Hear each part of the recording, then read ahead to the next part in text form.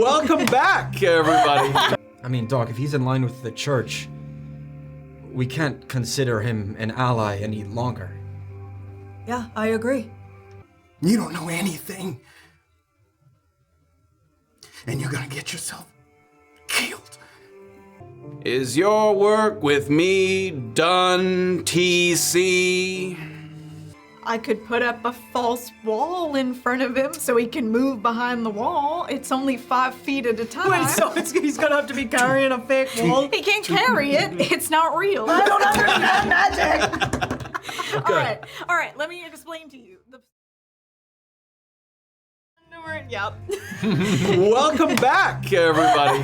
Tabletop Notch and chapter 37 of Brunkhollow. We hope you had a wonderful week off. We were off last week, enjoying. If people are following our Escapades? Yeah, our escapades as we rolled for things on our various social media platforms. But we're back. We're excited to dive back in. Sadly, Avig is no longer with us. He is somewhere off at Shake Falls. Yeah, he's polymorphed into a cowboy. I was wearing this hat. This was. You might not have seen it, but it was there. I do think that this creature perfectly encompasses Erica and represents yeah. her spirit and attitude. Absolutely. Joy. Shiny chapel hone. And she can fly. Oh, hell yeah. As I said, we're coming in for chapter 37 of Brunkhollow. We're going to be sort of rising in the morning after a strange night of sleep, where some things have been revealed, and Annabel will be joining us once again. I slept fine. None the wiser, sleeping over at the butcher shop as her sort of resting place of choice. But before we dive back in, as always, Happy Sunday, welcome back. Happy Pride. We're glad you're here with us again.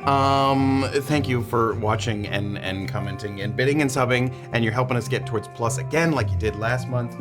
But even if you can't do that, there's ways to enjoy the show. On Tuesdays, you can listen to a podcast version for free. On Friday, you can watch a YouTube version, also for free. But if you can find it deeper inside yourself to support us, there's ways to do that too, and you get little perks for it.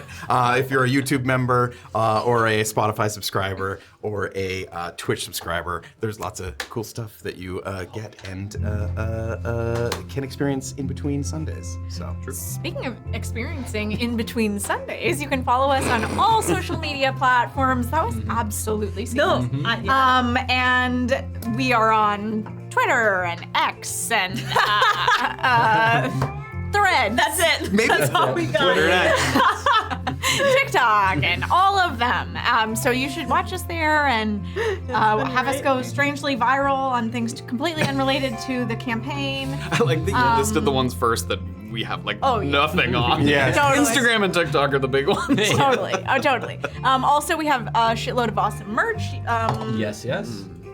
Things to drink out of, things to wear. Check it out. If you've got a birthday of a friend or lover coming up, I recommend. A muscle mom. Even if they haven't seen it, the confuse muscle them mommy. with a shirt or a tote that means nothing to them. Okay, team, we're cutting the chit chat this week. You gotta join the Discord. If you're not there already, join the Discord. It's just such a lovely place, so many lovely people. And I love to hear about Master Snow in general. Have you seen Oh, that? the little Little- albino groundhog. It's so freaking cute. He's really What cute. better reason to join the for an albino groundhog? Yeah, he's so groundhog, small. right? I It's think not it a is. gopher? I think it's a groundhog. It's a groundhog. Okay. Get in the Discord. Yeah. Also for Patreon, it was a busy couple of days. We dropped the Hero Forge mini links, we dropped the puzzle videos, and we dropped the PDF homebrew. It's part 2 of the Coup de Grace Chronicles, which are like the Mad Lib Can I bring themed, this up here? like the Mad Lib themed Killing Blow historian thing. Very cool. Yeah, so if you want to immortalize your great triumphs in combat with the little cards that you can give to your players, we're gonna do one for you as an example. So show how it works. So after slaying a great beast, now this is the second half, so it includes the other damage types that we didn't do before. So it's a lot of damage types that you guys don't really use. However, our new addition to the party, Annabel, uses some things that are not bludgeoning, slashing, and piercing damage. That's true. What's a damage type that one of your spells does? Psychic damage. Psychic. Okay. Nice. Got that. Excellent. Now, as far as your historian goes, we once again we have you can see them up there. Pompous Magnus, the sort of old blowhard. Mickey Orc, the brutish orc, and then EL Flames, the sensuous tiefling. We gotta do EL. Let's go. EL Flames. Okay, we're gonna do. Give me a room in a house, like any room. Bathroom. Nice. Nice. My boudoir. That's Keep a likeness of her. Give me an article of clothing. hat. All right. Stand rated P on this one, aren't you? Give me a body part. Thingy. Thingy. Give me another body part. Other. Second. Other things. The other thingy. Second finger. Yeah.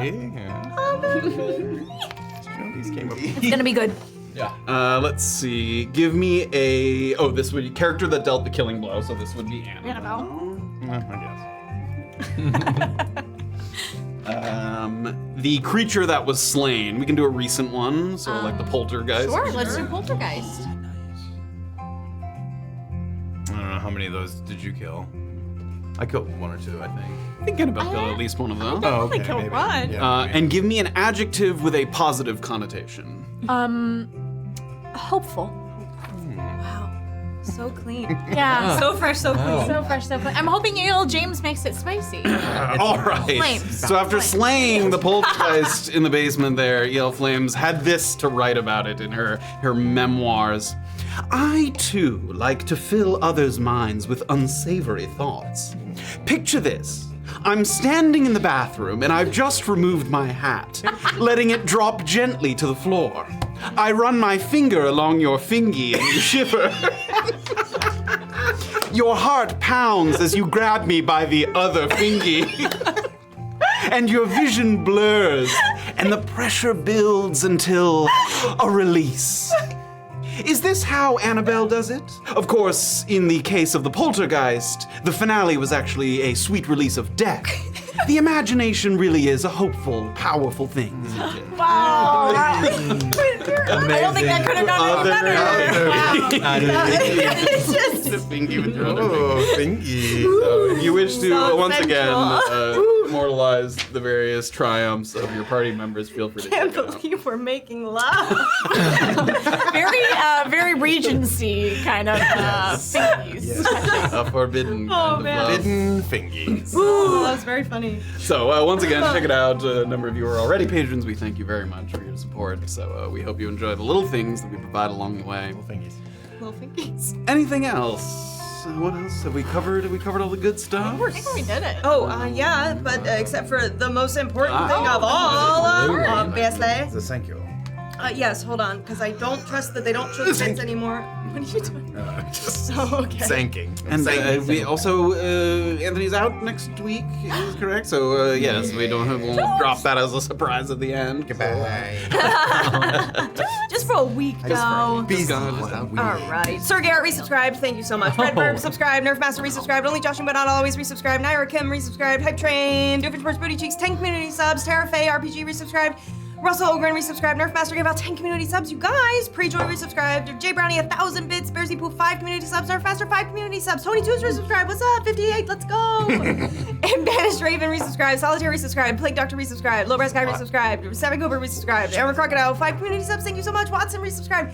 Reese gifted a sub. Grub resubscribed. Mr. Jingleheimer did a bit. Mr. Wards resubscribed. Avenger resubscribed. Beard Acknowledge resubscribed. Meister Dark resubscribed. Mojo Man resubscribed. Jared WK resubscribed. Demon Master resubscribed. Boney Jabroni resubscribed. I'm Geeky resubscribed. Boney Jabroni 100 bits. Thank you so much. Master Dark 25 Stream Chic and Toasted Valkyra did resubscribe. Thank you so much. Wow. So much. Holy Thank you. Cheers, Ooh, cheers. I need a drink after that one. Oh yeah. I didn't have Wow. already. A fingy for you. And a fingy for you. That Sir Garrett guy, he did resubscribe with Prime, and I think that's something that everyone can do. And it's a new month. It's crazy. You'd like to follow in the footsteps of Sir Garrett. Sir Garrett. Wow. Who wouldn't so- want to? Love Sir Garrett. Cheers to you all. Thank you so much. Guys. Cheers.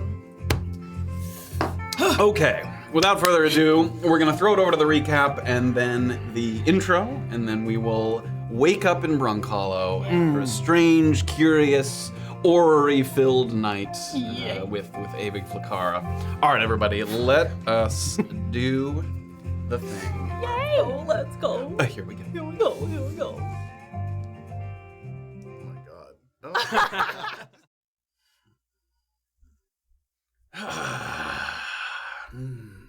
It's good to be on vacation. No recaps. Previously, on Chapter 36, Prose and Constellations, the party returned to Paramount after one last embarrassing attempt to reach Peter Morland in the stables, and after delivering the bad news to Mr. Clemens about Morna's death, they retreated to their rooms for a well-deserved rest. It would not be an entirely peaceful sleep, however, because a genasi of an elemental bloodline came to visit them in their dreams. He explained that this was possible through a connection forged by the Chowinga magic, and that he needed the group's help in accessing some bit of forgotten knowledge deep in their subconscious. Avig Flakara, as he was called, guided them through an inscrutable shared hallucination that included the floating wreckage of the hotel and an assault on Redbriar Village.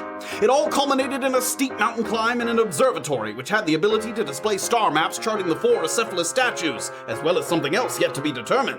Given the massive scope of the Downweald, how can they narrow down the possible location of the 4th statue? And should Fort Contrition be modeling their security after the impenetrable fortress that is Bernard's boarding? Stick around and find out on Chapter 37, Brunkhollow.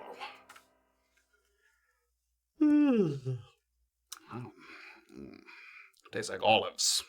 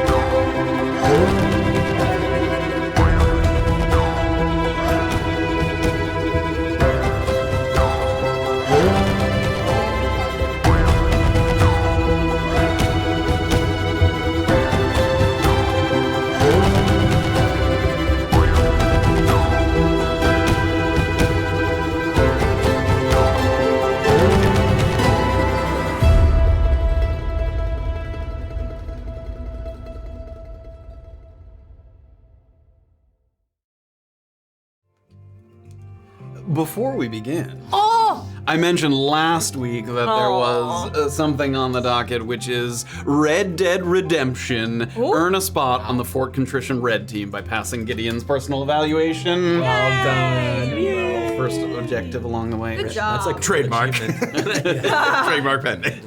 Yeah, I think I came up with that. Thank you. Good job. But what about the Bed Dead Redemptions? Did we? Never mind. No. Okay. Stop it. No, Oh my God. Trigger. no.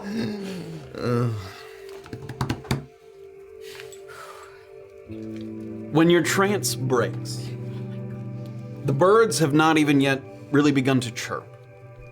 A stillness, as if the valley itself is offering up a moment of silence for the magnitude of yesterday's adversity and tragedy. It's hard to get used to how different it feels waking up here versus rising in Slim Harbor, for many reasons, but chief among them the fact that there aren't dozens of other sea elves up and around, ambulating around the docks.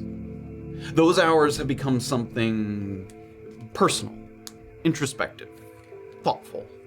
It's a far cry from the flurry of activity with your parents barking orders as a backdrop.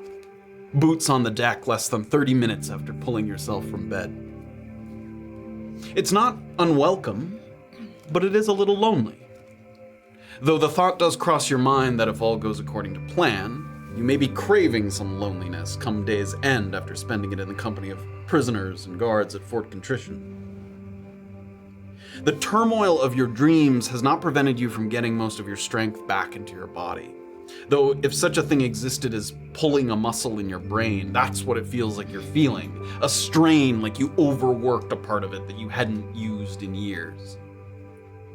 What you've learned, if you can even kind of call it that, is somehow both vivid and unclear. It's like a letter that's been penned in ink and then smudged across the page.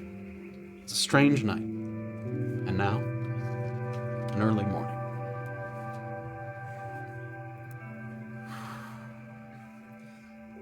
You up? Yeah. Oh, I'm up. I hate you, Anthony. Why are you like this? What is going on? I All right, I'm done. What? I feel like I have to just make sure. You saw that dream last night, right? Yeah, I did. Okay. And Doxley's gonna hold up her little journal, and it's gonna have like weird starry scribbles on it. Of her wow. trying to Some take her circles, notes. some like crisscrosses where she desperately tried to kind of jot down everything she could as soon as she woke. Impressive that you got that all down. I was scrambling, trying to make sense of any of it. And it has that sensation too, like after you do wake from a dream and a little bit of time passes that like it starts to just fade away. Like you remember pieces of it, but you never would recall sort of details if you hadn't sort of quickly, like, you know, how some people have a diary that they sort of write down after dreaming to remember specific details. Yeah, I don't know what it means. I don't understand anything that happened, actually. Maybe we gotta find another statue. Get Avig home and put all the other pieces together. Yeah. Hell, I really thought I understood what Brunkhollow was about when we found these statues and these chewingas. But now after this dream, I really have no fucking clue what's going on. Yeah, we knew things were bigger than we thought, but it's hard to wrap my mind around. I have to tell you something. Briefly, you snapped out of the dream, and TC and I remain there. I don't know. TC had some information that he has not been letting on to us. And I don't know if it's... He said that there was a cleric in the town of Brunkhollow. You should have seen his face when he said it. He was freaking out. So, I don't know if that's something that... I mean, if he saw the same thing, I assume he had the same dream, we were all there together. How to approach this situation with him. Because if Wait. he's been withholding this... You're serious? What did he say? He looked at Avig right after you left and said, Avig, there is a cleric in Brunkhollow. What can you do for me? He was freaking out. I mean, that sounds like bullshit, but I know. I mean, why would a you cleric... sure he wasn't just trying to get information out of him? Maybe we can talk to TC and he can enlighten us a bit more on this information. But the way that he said everything, But he needed help? he Like, seemed panicked. Help in what way? I don't know. You said, can you do anything to help me or something? To help along the those lines. cleric of help, TC? What did he need? I don't know. I don't know if he has a link to this cleric or if he's working for the church or what, but perhaps we get our morning activities done and then see TC immediately. Because Doc, if he's in line with the church, we can't consider him an ally any longer. Yeah, I agree. And he knows... Shit, we said a lot in front of TC. Yeah, I was really getting along with him. And I hope that this is a moment that he is now searching for help because he's in a tight position. Mm-hmm. And that's, I hope and pray that our relationship can continue stronger now, but we'll have to see in the coming hours. Okay, so he knows he said it in front of you. Yeah, he evaporated from the dream and then it was just me for a couple moments, so... So he's gonna know that that you know. So Yeah. I guess we see if he comes to us. Because he's gonna know you told me. So we see if he comes to us, and if he doesn't, then I think that's that. Then his alliance is You're meaning it'll show his intention. yeah. You don't want to go bust down his door and shake him down for his info and see if he really is an ally. I feel as though an opinion coerced like that is going to be untrue. All right. You know what I mean? So we just act as if nothing Natural. happened. Yeah. We should see to Peter and other. Oh my I know. God, Peter! Figure out how to get in that fucking barn. Peter's like, But Yeah. he's watching the sun come up. Yeah. I believe when TC wakes up, we should both be back here having breakfast, and one of us maybe should try to, if he goes out to do things, maybe try to tail him if he isn't forthright with his info. Yeah, I like that. Let's tail him. Yeah, let's follow him. Probably just one of us. I don't care who, so we don't draw attention. But Yeah. All right. That's Okay. good. Yeah. All right, let's head to fucking Peter. and if there is a cleric, just I'm gonna fucking kill him. Is what. we gotta play it slow. Is what he. That's I can't even begin to imagine. I don't know what we can do with that information, but we gotta look at the town differently now. It's not safe anymore. You're right. All right. Not that it ever was really safe, but even more so now. No, you're right. Let's sit on it. Okay. Good morning. Yeah, my head hurts. All right. Here we go. 10 minutes, and then we go. I just get the... Toxic sits back down. All right, and then we go, yeah. All right. All right. Take a moment to collect yourselves, sort of shake off the. Again, sort of trying to recall details and at the same time trying to let it go. Just make sure you didn't sort of forget anything important. But you feel like you latched onto some of the more important moments there in the dream. Still have some time to yourself here in the morning. Early hour of the elves. You said Shattershake Falls, right? That's where Avik was? Yeah, but I don't know where that is. I feel like I've heard it a couple times. We'll follow up on that. Yeah. Is that where the trolls were? Those aquatic trolls? Oh, maybe. I don't know at this point. But I'm sure someone would know. And Niall might know. I'm actually seeing Niall this morning, as Samson and Samson opens. Well, give him my best wishes.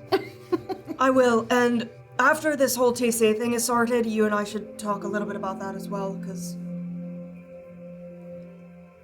Gods, we need allies. You think Niall would consider me an ally again in the future? Yeah, I do. Things have gone that to shit. What? He just, after everything I said to him, if things not going well, if he wants to work again, I assume things have gone poorly. Oh, on his side of things, not with your relationship, you mean? Yeah, that's already to shit. Oh, yeah, no, it's not going well for Niall, but the good news is it's going well for us, and if it's going well for us, Okay. it's going well for Niall. He just doesn't know it yet. Okay, yeah. Okay. We'll sort all that out. Okay, ready? Yeah, let's go. Okay, let's go. Let's get this fucker on a fucking wagon. Please. You guys get up, you start to head downstairs, and even at this early hour, some of the luggage that was piled in the lobby by the foot of the stairs has already started to be moved. Some fellow elves perhaps getting a fast start on their relocation, whatever new accommodations they've found. You're surprised to find that it's Mr. Warren at the front desk and not Mr. Clemens, and he's interrupted frequently by big exaggerated yawns as he sits there at the desk. He looks to be kind of sorting through some records, and maybe also he's got a little small pile of keys that he's sort of picking up and sorting into little spots, sort of maybe returned room keys for the people that are now leaving the hotel. He's putting them back in like a little sort of cloth-lined box here that he has a number of room keys in. You look to the left, and the kitchen does seem to be closed. A little smell of burnt coffee hanging in the air. You can see a carafe sitting next to Mr. Warren on the countertop. If you look briefly to the other side, to your right, you can look out and the thoroughfare is a little busier than you're accustomed to at this hour in the morning. It seems like a few non-elves are moving about, and their shoulders are slumped. Sometimes they stop to rub their eyes, and from the attire and maybe a vague sense of familiarity, you think that these are agents of EOD that maybe have stayed up through the night to comb the town for signs of Peter Moreland or Ace or Nani. So it's not crowded out there, but again, unusual to see at least, 6, 8, 10 non-elves sort of rising at this hour of the morning. So that's what you see when you kind of get to the foot of the stairs there. Mr. Warren kind of sees you come down. Good morning. Good morning. Good morning. The kitchen will be open slightly later than usual today. Mr. Clemens and Kenzo are assisting some former tenants with the transfer of their belongings. Yeah, it seems like a lot of people are moving out. What's wrong? Oh, nothing wrong. Nothing at all. There's a new section of houses opening just above the Gnome Nook. They call them the Halo Houses. Halo House. It's just because a little circular plot of land. Anyway, a number of people were waiting for those accommodations to become available, and so now they are, and so we've seen a exodus, as it were. I see. Well, hopefully we get more flea bags coming in, new faces, new friends. Every day. Yeah. All right, well, I'm just passing through, but good morning, Warren. Please, go about your business. It goes back to sort of sorting the keys and things. Okay, so here's the thing. So there's quietly, EOD people walking around. Yeah. Do we need to get Peter something to hide himself, disguise himself? Is he going Are all of these wagons like covered wagons? Yeah, and they're not even like with a sort of tarp or something. They're usually like hard covered, like a carriage almost. If you guys are stepping out into the thoroughfare there, and again, there's other people that are not EOD people out and about. It's not like weird that you're the only non-EOD people out. There's other people here and there, mostly elves. And a ways off to your right as you sort of just step off the porch, the thoroughfare, as you've seen it before, runs straight enough that when you step off the porch, you can see all the way down to Bernard's boarding, a few hundred feet down to your right. And you can see that a wagon is in the early stages of preparation for departure outside of Bernard's boarding. There's no luggage affixed to the roof yet. There aren't any horses tied into the reins, but you see Baker Mackland. He's circling around it and he's like just inspecting the wheels. A couple times he'll like jiggle apart an axle or something just to make sure steady, ready for a long trip of travel through the cusp. Checks it for signs of wear and tear. You see also that a couple of EOD people are on the opposite side of the street, just like leaning against a building. Oh my god. And they're obviously sort of posted there, to see if anyone kind of makes a break for it or, anyone suspicious comes through the comings and goings from the stables. Yeesh. At one point, as you're looking, you see Bernard himself emerging from the building. He's got 2 cups of coffee. And he hands one to Baker Mackland, and then the 2 of them sit on the driver's bench of the carriage, and the 2 of them are just kind of having a quiet conversation together there. Wait, sorry, who's the one carrying the coffee? Bernard came out of the stables with 2 cups of coffee, gave one to Baker Mackland, and now the 2 of them sort of seated on the driver's seat of the carriage there. Are we able from this vantage to see if the guards are still posted there, the same ones? Give me a perception check, and you can walk a little bit down, take a look. I mean, again, not suspicious to be walking through the thoroughfare here. Okay, 18. 18. It does indeed seem now that the light is approaching that some people have been relieved of their posts. Okay. Bernard is awake and... Got that going for us, brother. Okay. Here's what I'm thinking. Please hit me with an idea. It's a 2-step plan. Okay. So first, to get into the barn with Peter. I'm gonna go to Bernard and get his attention about what it would cost to rent a horse. We're going down to the Downweald, things like that, to try to get you in. If things go to shit, then what do you feel about me just coming clean to this guy? That we have someone that needs to get on that wagon, and we need to talk to Peter. I mean, coming clean in a way, I feel better just bribing the man. Yeah? And hoping that he's gonna help us get somebody who's actually in harm's way out of Brunkhollow. Second part of that plan. Yeah, sorry. You see those EOD people on the other side. Sure do. When they are getting everyone on the wagon to get out of town, if they're still there watching, I was thinking about going to them and given some information falsely about where I got a tip off of where Ace went. And hopefully that'd be enough to grab their attention to get him inside the wagon. That's not a bad idea. I'd fleece him for a couple gold Okay. to make it seem believable, Yeah, right? yeah, smart. Okay, you got any other ideas, problems with that are glaring to you? I've got an idea. So what if instead of getting into the barn, we get Peter on this wagon, one of us goes in the wagon as if we're going to Paran, we pay for passage, we brief him in the carriage, and then we get out and let him finish the ride on his own. So maybe, hopefully, we just have a mile or two walk back into Brunkhollow. Pay for the whole carriage. That way we're not trying to sneak into a barn and have a clandestine conversation. Like pay for, like if anyone else wanted to go to Paran, sorry, the Tyruns booked the whole... Yeah. Well, that could be pricey, but we can ask.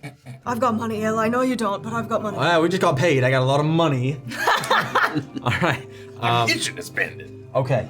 So do you want that to be the current plan? Lead with that. Talk to Bernard about booking the whole thing. Yeah, Okay. I think so. You and I both. Let's go get it done. All right, let's go. I feel really bad about how this is gonna go. What do you mean? It's I don't gonna know. go great. Last night was not great. All right, let's do it. It's gonna be great. Okay. No negative thoughts. Okay. Positive. Yeah, I like that. Positive. Thank you. I thought you might. You start to walk down the thoroughfare and you start to approach. Then the two of them sort of sitting on the driver's seat of the wagon there, sort of back and forth talking a little bit. And then they see you kind of out of the corner of their eye approaching. You get a couple waves. And Baker's the first one to kind of talk to you. And you haven't spoken with him since the carriage came in, really. I don't think so. I don't Yeah. think Yeah, no. since then, yeah. Morning. Good to see the Downweald ain't swallowed you up yet. It's tried. I suppose if you can get through what we did on our ride through the cusp, rest doesn't seem so bad. Yeah. He sort of bumps Bernard and points. Them some of the folks that rode with me when the cleric hit last week. Yeah. Morning. Prepping a wagon for Merli as we speak. Got a couple people heading back to Nezia. Didn't find the valley to their liking. Wouldn't be the first, wouldn't be the last. Gotcha. Crazy question for you. If I wanted to travel in some privacy, per se, is there a way to purchase the whole ride for myself? And another person, yeah, sorry, that'd be another. Sure, of course. How Not much? this wagon. If say it were, how much would that be possible? Well, this wagon's already booked, like I said. Could I outbook those people, pay them or pay you the amount that they paid? That's between you and them. If they show up and you want to haggle with them, I'll leave that to you. Are But there? I wouldn't go back on my word, is what I say. Wagon's theirs until I hear otherwise. And wait, sorry, Matt. Yeah. We didn't take a wagon directly from Paran, right? No, we you went to. you came from a bunch of different places to Merli, and then To Merli. you got it at his wagon at Merli and came to Brunkhollow. Yeah, he runs the route through the cusp. He doesn't go all the way to Paran or Saywell or whatever. How many seats are currently available? On this wagon? Yeah. None. Oh my god. When are you anticipating these people arriving for their carriage? Carriage set to go out at 6. Is it right now? Probably like 4. So Oh my god!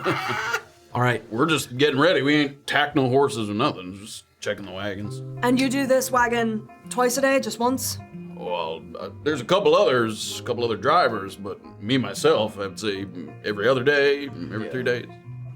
Takes a little while to get through. Right. Trying to conceive of what sort of number we would be able to pay these people out for, say, an extra day or an extra 12 hours or so.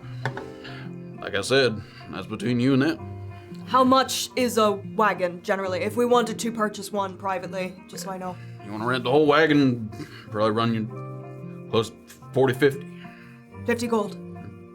Right. Okay. Well, And that's just one leg of the journey, but that's what you're asking Yeah. for. Yeah, I mean, it costs more than that to get all the way. Yeah. Sorry about that. Okay. Perhaps we head back here around 5:30 and see if we can catch some people and see if they'd be okay sticking around. Yeah, if they show up before we're here, you can tell them that there might be a lovely amount of gold waiting for them if they're willing to delay their trip by a day. All right, I can forward the message. And Bernard kind of leans forward, so he's kind of leaning past Baker just so he can kind of talk. You just looking for passage? You can get your own horse, too, rather than rent a whole wagon if it's just one or two of you. If it's just 2? Can we... You don't like that idea? Baker knows the way really well. I want to secure safety, but... It's true, I ain't trying to step on no toes or nothing, just... Do you mind if... Are the stables open if I could go look at the horses? Sure, you can have a look. I can take you in. Great, yeah. All right. Sort of hops off. He sort of hands Baker his cock. Hold on to that for me. Yep. Come on. Yeah. Sort of leads you inside. I'll follow behind. Pushes the door to the stable area open, and not that you're surprised given the sort of high demand for equine services in a town like this. But the interior stretches out quite expansively. So many stalls all the way down on both sides of the barn. You're not exactly sure where Bernard lays his head to rest at night. You don't see like a bedroom or something. It's just stables all the way down. He might just sort of nap in a pile of hay for all you know. Oh my god, he shared a bunk with Peter. There's no room that's been made for any kind of human accommodations, but he leads you down the row here, and just about every stall is occupied. And you have that aroma as you're moving through, a little bit of straw, a little bit of leather, touch of manure that sort of fills the nostrils, it's a familiar smell to you. You've been in some of the stables in Peron. As you're moving through, there's interjections of quiet kind of snorts, some lazy stamping of hooves. And while you walk on ahead, you think it's nice to be surrounded by some animals that aren't trying to skewer you or ruin your armor, some tame animals. A couple long snouts kind of poke out as you pass, and as they do, you see Bernard sort of give them a pat, or sometimes he'll reach in his pocket and take a little something that they sort of take. At the moment, most of them are spoken for, but we do have a few. We got Thunder, Shadow, and sort of points down a little further, Champ, Domino, and Cedar. Saw a couple of them draft horses, a couple riding horses. If you're going a distance, probably not Domino or Cedar. They're more work horses. Yeah, Thunder seems cool. Any of them calling your name? Well, and a little loud, as if we're across the barn. Sure. Well, Thunder actually looks like our horse back home in Peron, Peter. Yeah.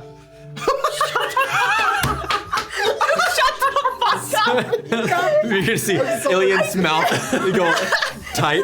Yeah. Give me perception checks, both of them. Please. My God. Help, Matt. My favorite horse, Peter. 9. You got Four. God. Why am I using this? The rustling in the barn, just sort of you don't pick up on anything in particular, and Bernard's sort of leaning back. Peter. Peter. Funny name for a horse, but whatever works for you. He was a funny horse. Well, after seeing them, the Tyruns back from Peron, we're used to ships. Yeah, that's Tyruns. We're used to ships. So, I don't rent ships. yeah, so after even looking at these horses, they are beautiful, but I think we'll hedge our bets on trying to book those 2 seats on the wagon coming here at 6. If we're unsuccessful, then we'll probably get a horse. All right, that's fine. Find whatever you need. They are beautiful. Thank you for letting us in here and to reminisce about Peter. No problem. Give me one more perception check. Oh, come on. We got this. Reminisce about Peter. Yeah. Peter the horse. Peter. 18. 13. As Bernard sort of turns, because he sort of doesn't think you're going to be renting or anything, at that closest mention, sort of back in the stall that you think was Shadow's stall, you hear like some rustling of hay, kind of in that general direction. And it didn't sound like it was in sync with some of the... Sometimes you'll see like a horse moving and you'll hear some stamping or shuffling, and it did not seem like it was in sync with some of the horses moving about. And Shadow was a workhorse or... That was a riding horse. A riding Shadow horse? was a riding horse, yeah. Actually, Yeah. upon second thought, you mind if I take a peek at Shadow? All right. Thank you. No, I for it, want sister. to. It's not a boat. Oh yeah. As Doxley goes to look, I'm gonna, if Bernard follows, like, He catch looks his like arm. he's going to kind of walk toward with... I'll catch his arm and say, now, pricing wise, can you just give me the rundown on these horses, or like if I were to buy one, just tell me all about that. It's pretty standard, runs between 75 to 90, and To rent or buy? no, that's to buy. Although to rent, you got to put a deposit down. And How big's that deposit? 5 gold, but you got to return the horse in good condition, or I keep the whole thing. Yeah. And as you guys are talking, Doxley, you're heading down to the horse. Yeah, so Get Shadow, a nice kind of black Once sort over. of fox. What are they called? Fox something? I can't remember what they're called. Foxy. Very Foxy. He's a hot horse. Fox trotter, that's what they're called. Foxtrot. A nice black sort of colored fox trotter. And you see the horse sort of sticks its nose out. And you're sort of petting the horse, taking a look at it. And in the back left corner of the stall, you see like a little... Oh my god. Doxley's going to like reach into her bag and pull out a piece of the stained glass. Okay. Yellow. A yellow piece of stained glass. For the uninitiated, the Tyrun. Oh, yeah. We discussed this kind of... We discussed earlier, and we didn't put sort of we didn't label it or explain what it was, but you guys had talked about whether you could offer him something that sort of signifies a favor done. So there's these pieces of stained glass that were from a window that sunk on a ship that the Tyruns use as a kind of currency of favors, as it were.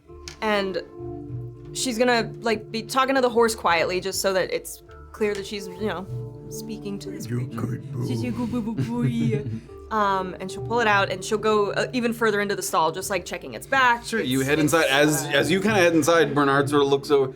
Just be careful, make sure you don't kick or nothing. He starts to take another kind of step toward her. Another big journey. Okay, so as you were saying, sorry, I totally, it's been a long night. Yeah, I said 5 gold. So what do you mean by like come back in good condition? If they get a little scratch, is that, do I lose the whole deposit? Injuries or anything to that? Yeah, Like anything- broken leg. Well, that'd cost you quite a bit, yeah. So deposited more.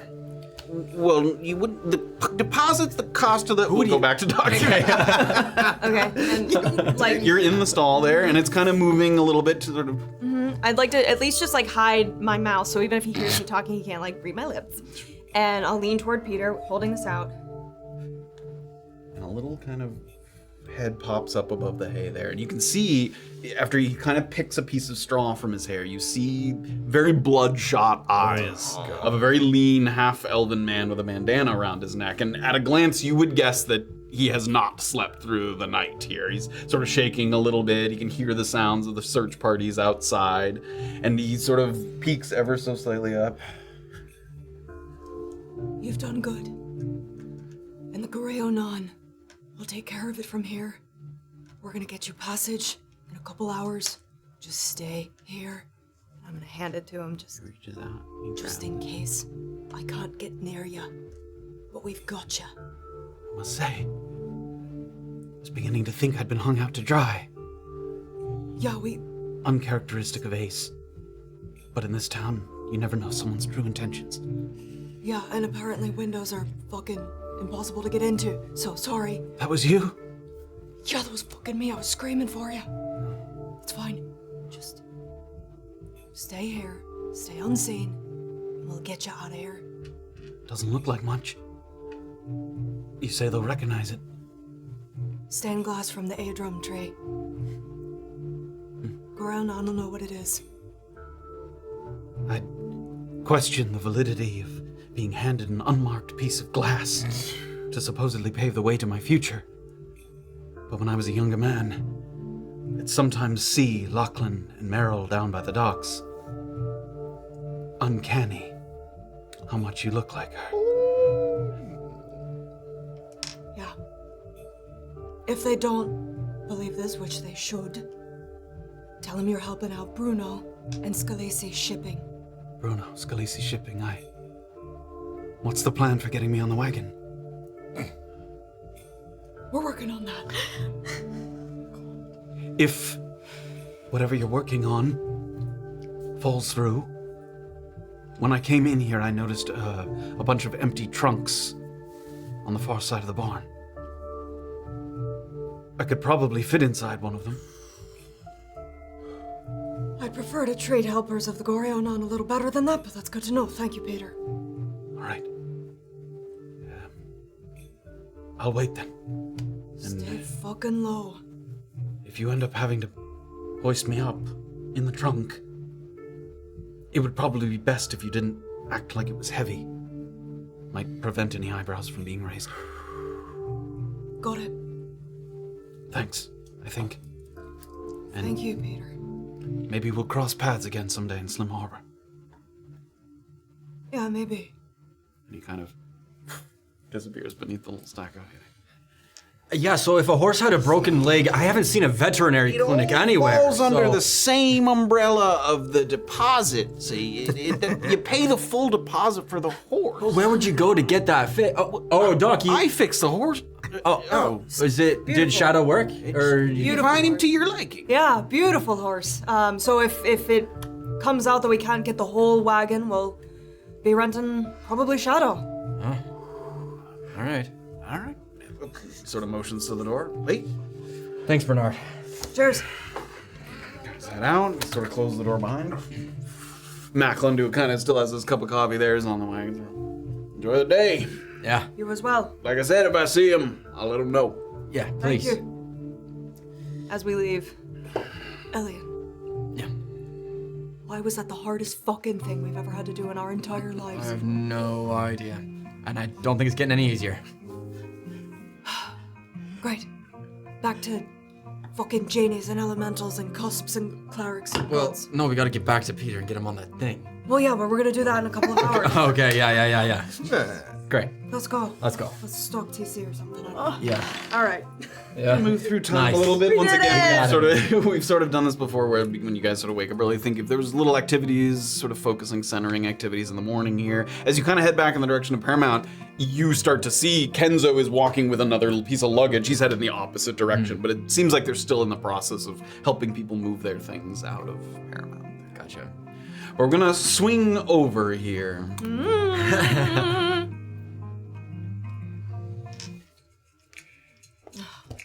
God. And the beds at the butcher shop are not your own, but you are free to stay there.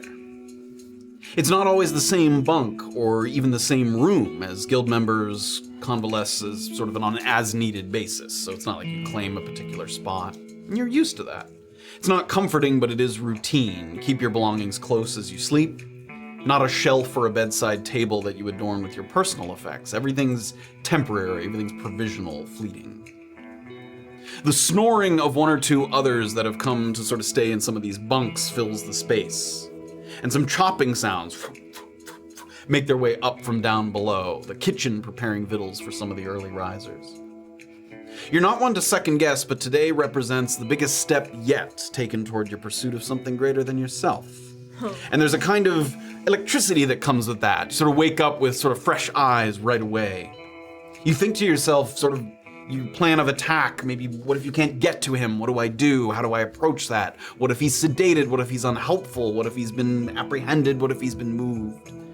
Maybe even dead before you reach him. Like Hawk always says, deep breath, act only on what you know, let your gut do the rest. Rise here in this sort of bed at the butcher shop. Cool. She's gonna sort of hop right out, ready to go, and Look around, a couple people kind of... quietly sort of put her braids in and get herself ready, and then go out and see if Merwin is around, because I think he said he'd meet back in the morning. Yeah. You come out of that little room there on the second floor, and you find yourself back out on that balcony that overlooks the tables below. A few pair of eyes kind of just drift up as they hear the door open to meet yours. Someone of your age might stand out in similar establishments of a different kind, but as you found in other towns and cities that you visited, thieves' guilds, for the most part, are very pragmatic. If you're useful, if you're reliable, nobody really bats an eye at that sort of age as a barrier. You are the youngest person that you've seen thus far in this particular Thieves Guild. That wasn't necessarily true elsewhere, but it is true here. Though Bodhi, who watches the door, is maybe just a couple years your senior, just a little bit older. It feels all the more important then that you sort of act like you belong. Give no reason for anyone to doubt you, even if you have maybe some doubts yourself. And Berneen's immediate acceptance has bought you a decent bit of slack, that sort of connection that you had here. But you do look forward to the day when you can kind of stand on your own merits around here, that you're not sort of tagging along with her all the time. And you feel that day is coming. Speaking of Berneen, she and Merwin are once again sharing a table down below. It's downstairs so they can enjoy what looks like a plate of breakfast, some eggs, some beans, some bread. They're closer to the kitchen. Merwin has got that same baggy cloak that's over his work clothes, and he even has sort of a secondary poncho draped over the back of his chair so that when he leaves, maybe he can give himself sort of an extra layer of cover and protection, some concealment if he's going to be exiting a secret basement in Brunkhollow. So you see them down below sharing a bite to eat there. Right. She's got her face back on, and she's gonna drift down the stairs and Down the stairs there. grab a cup of nod to them and grab a They cup see of you, coffee, and you're and gonna then head to the kitchen first. come and sit with them. Yeah, sit down. Good morning, Annabel. Morning. Yeah, morning. Rise and shine and all that. Hope you got some good news for the both of us. I And do. what the hell's is going on with all Bison's goons out in the thoroughfare? Berneen says someone's gone missing. Bison's wound up tighter than a tow line. I don't know about that, but I did get on the red team. I figured you'd come through. So, I think I might be a prisoner. Makes sense. Weird for someone of your age to be a guard. Yeah, fair enough. Is there something I gotta know, like specifically about any of these wings? Let me give you a little something. Here's the situation. Now, I don't know if you already know what I do over there, but I'm an inspection agent and an inventory manager. I work primarily out of the short wing ward. But it's not uncommon for supply requests to come through, so I got reasons aplenty to travel between the wards. Now, if the request is for something heavier in great quantity, like sacks of flour or some kind of construction material, we'll round up a couple of prisoners to help with the transfer. Now, that's a good way for me to shuffle bodies between the wards. Round up a few prisoners. If somebody wants to meet with somebody else, they'd be able to do that. Now, I don't know what your assignment's gonna be. Like you said, you might be a prisoner, but hopefully that's pretense enough to get you where you need to go. There's 4 wards plus a sort of partial ward. Nightingale Ward, Eagle, Sparrow, Wren, and Short Wing. The Short Wing's the southwest, and that one's a little smaller than the others. Now, one other thing, whatever post you end up getting at the prison, they're almost certainly gonna strip you of any belongings. Things are pretty strictly regulated over there. Now, maybe they allow some small personal effects, I don't know what the warden's gonna say. But for what you're doing, maybe you don't even get that. If there's something you need access to on the inside, I suggest you give it to me now. And small items only. No weapons, nothing that can't fit in a pocket. Now, I'm here for maybe 1 more hour before I need to head over and report, so if you want to see your new friends, get anything slipped in, I'll be around, you do that. All right. That makes sense to me, Merwin. I have a question. With the prisoner who escaped, that's got them all hot and bothered. He wasn't a magic. Marcel Rowe. Yeah. He wasn't a magic user, was he? Not to my knowledge. We And- usually keep them cooped up in more secure digs. He was out in the yard. Are there in the magic user's wing or whatever? Are there protections against people using? It's got to be wards or something. I don't go in there as much. There's an M ward in the North Ward, the Nightingale Ward, and that houses some of our higher profile prisoners. Now, it takes a little more to get in there. I could probably get you up to the door, but someone might have to get bribed to get you further than that. Sure. And getting gold into the prison's gonna be tricky. It's possible. I could loan you a bit. I got my own gold. Could you hold it for safekeeping with me? I think I could do that. Is there gonna be interest involved? There might be. Seems only fair. And you make sure my name stays off that list, and it's a negotiable rate. Fair enough. At this, Berneen kind of leans forward and just sort of slowing down a little bit. This is also a good time to remind you about what you're walking into. So far from home, the warden has to pick his battles carefully. The Downweald, the Valley, even Detention Pass have mostly been deemed out of their jurisdiction for arrests, unless it's an escaped convict or something. But the moment that you step into Little Hollow, and especially the prison, you are under Piran law. So be careful about doing anything that would earn you some real time. Fair enough. And Bernine's right about that. When it comes to smuggling, I'm your man, but I ain't in a position to assist with any kind of escape attempt, so don't get yourself into a pickle you can't eat your way out of. Okay. And if I was gonna escape, got any idea how I would start? Yeah, you'd leave me the fuck out of it. Nothing worse than having a prisoner escape on your watch. Fair enough. All right, I guess that's fine. I'll have to do my own research once inside. As a bonding exercise, you might consider getting together with the flea bags to acquire maybe some trade goods. Things that are sought after on the inside that I could help sneak in for you. All right. That way you got something to offer somebody if you need a favor. That's what I was doing. Okay, what do people like?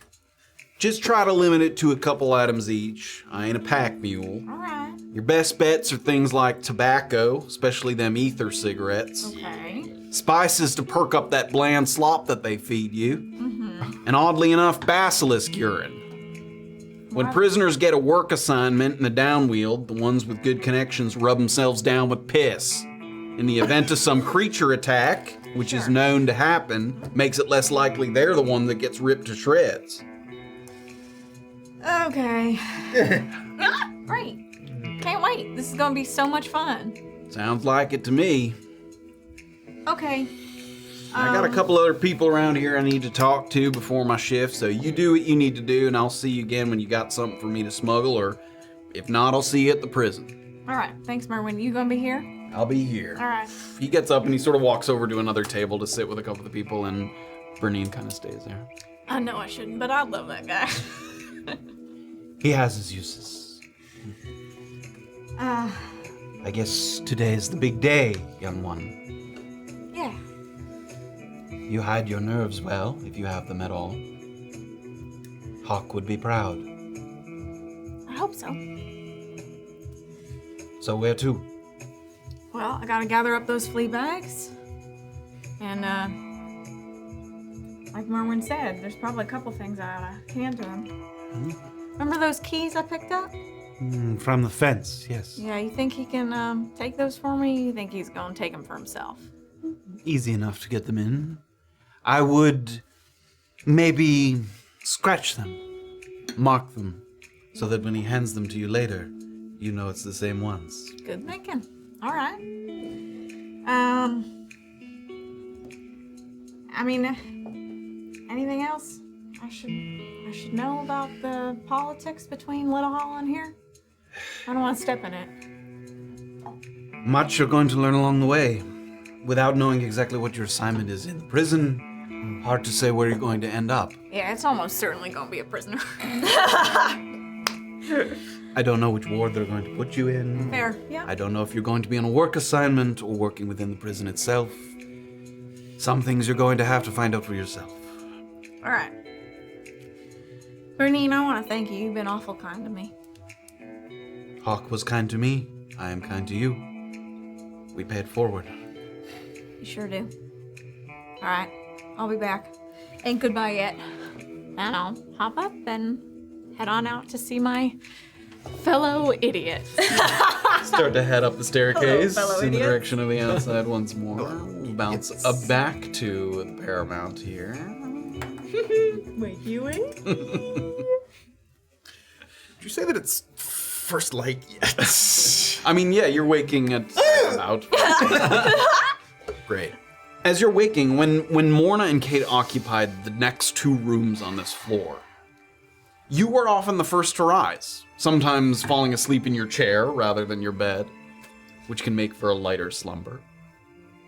When you would wake first, you could hear some kind of muffled thump, scuffling that signaled to you that they were returning to consciousness. And it's not that you were waiting on them, but those noises were sometimes a kind of cue that it was sort of time to get yourself moving instead of luxuriating in the morning's languor. Today, there's nothing. And you find yourself kind of in stasis, almost like sitting in your bed, sort of looking up at the ceiling, and you think that just a couple moments have gone by, but it actually might have been a couple minutes.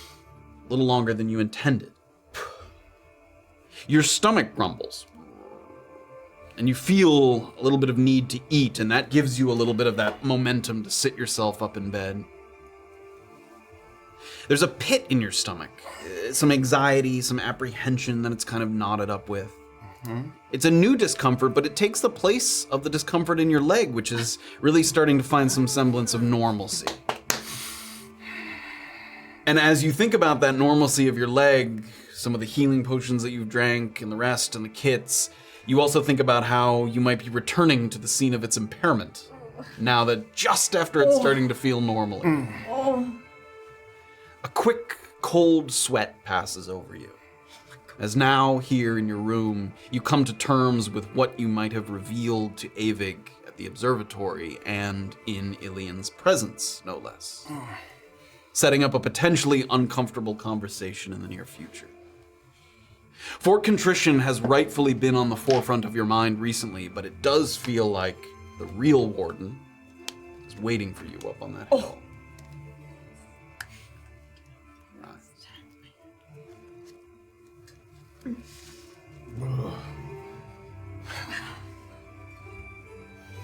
Teasy. You silly, stupid, wretched thing.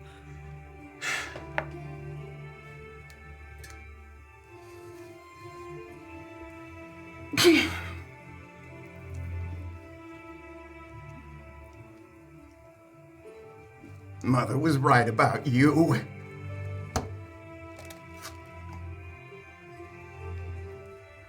You don't know.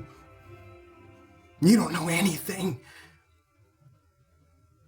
And you're gonna get yourself killed.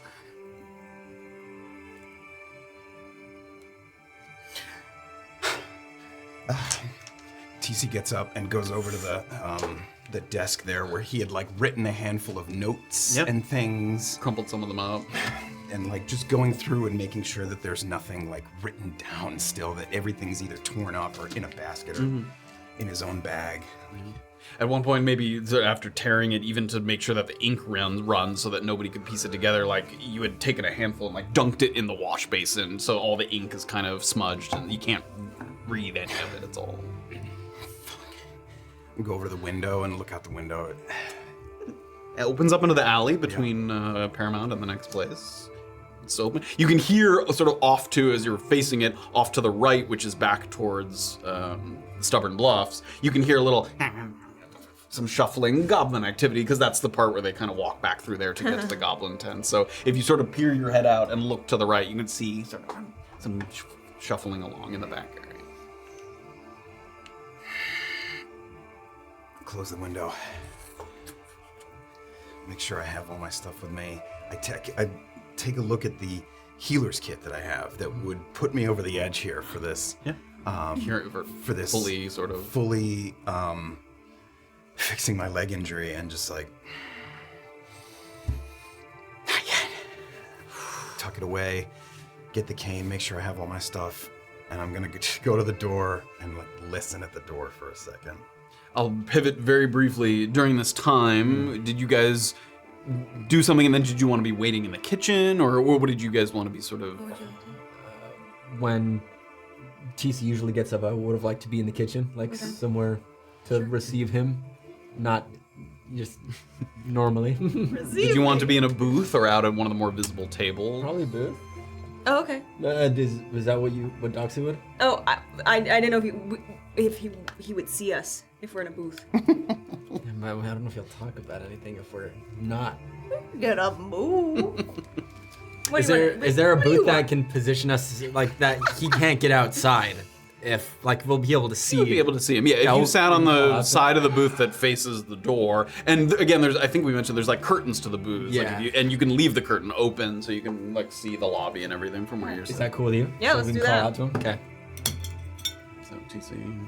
Listening at the door here for a second. So you don't hear anything in the hallway. It's extremely quiet, and like we sort of talked about in that you're sort of discovering now. So many people have suddenly left the hotel that Paramount is quieter than you've ever heard it before. There's a little bit of kind of clinking downstairs. It sounds like you can hear the heavy footsteps of Kenzo kind of moving around in the kitchen, but that's like the only sound that you get. That isn't coming from the thoroughfare or beyond. Sitting over here like a couple of sons of bitches. Get to the top of the stairs. Look over to Morna's and Kate's room. Both those doors are ajar. They're open, like you can see in, and clearly like sheets have been taken out and things have been cleared. Downstairs. As you get to the top of the staircase, you can look down, and at this point, Clemens has relieved Mr. Warren, and Kenzo again. You can hear his footsteps. Like much of that pile of luggage has dwindled down as they've slowly helped people move their stuff out. So you see him at the bottom, sort of looks up from his things and gives you a nod. Goes back to writing something. Morning. Morning. I think I'll take the air. Please. And you can hear his voice at this point talking to Clemens. There's very few people in here, so It's breakfast time. TC. Maybe a bite first. please. Shenzo's just cooking up a fresh pot of coffee. Excellent. Walk over. Good morning. Good morning. I feel like Oh. You drinking alcohol? I'm drinking alcohol. Dawn. Mother's milk. Yes. Yeah. Restful night for you as well, I see. Yeah, as it could have. It was all right, I suppose. Yeah. What are you saying? It was as restful as it could have been. I suppose. I was hoping to see you without that cane. I thought you were doing better yesterday, but not quite there. Not quite. I'm sorry. Did you get to the boy? Yes, but that chapter hasn't quite finished, but the pieces are in motion. All right, good. You seem tense, TC. Are you okay? I'm sorry, we all did experience that together, yes? Yeah, if we seem nonchalant about it, we've had a couple hours to talk about it and let it all go. Right. Yeah, we talked about it. Get some coffee. Right. Sort of on cue at the word of coffee, you see Kenzo come.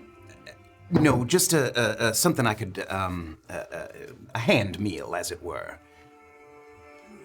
Please. Something you can take. Yes. Whole baked potato or something. Shuffles it back up to Perfect. the kitchen. Well, as you've had some time to collect your thoughts, would you begrudge me an hour to take the air and collect my own? And I will come back to you. Please. Of course, TC. Whatever you need.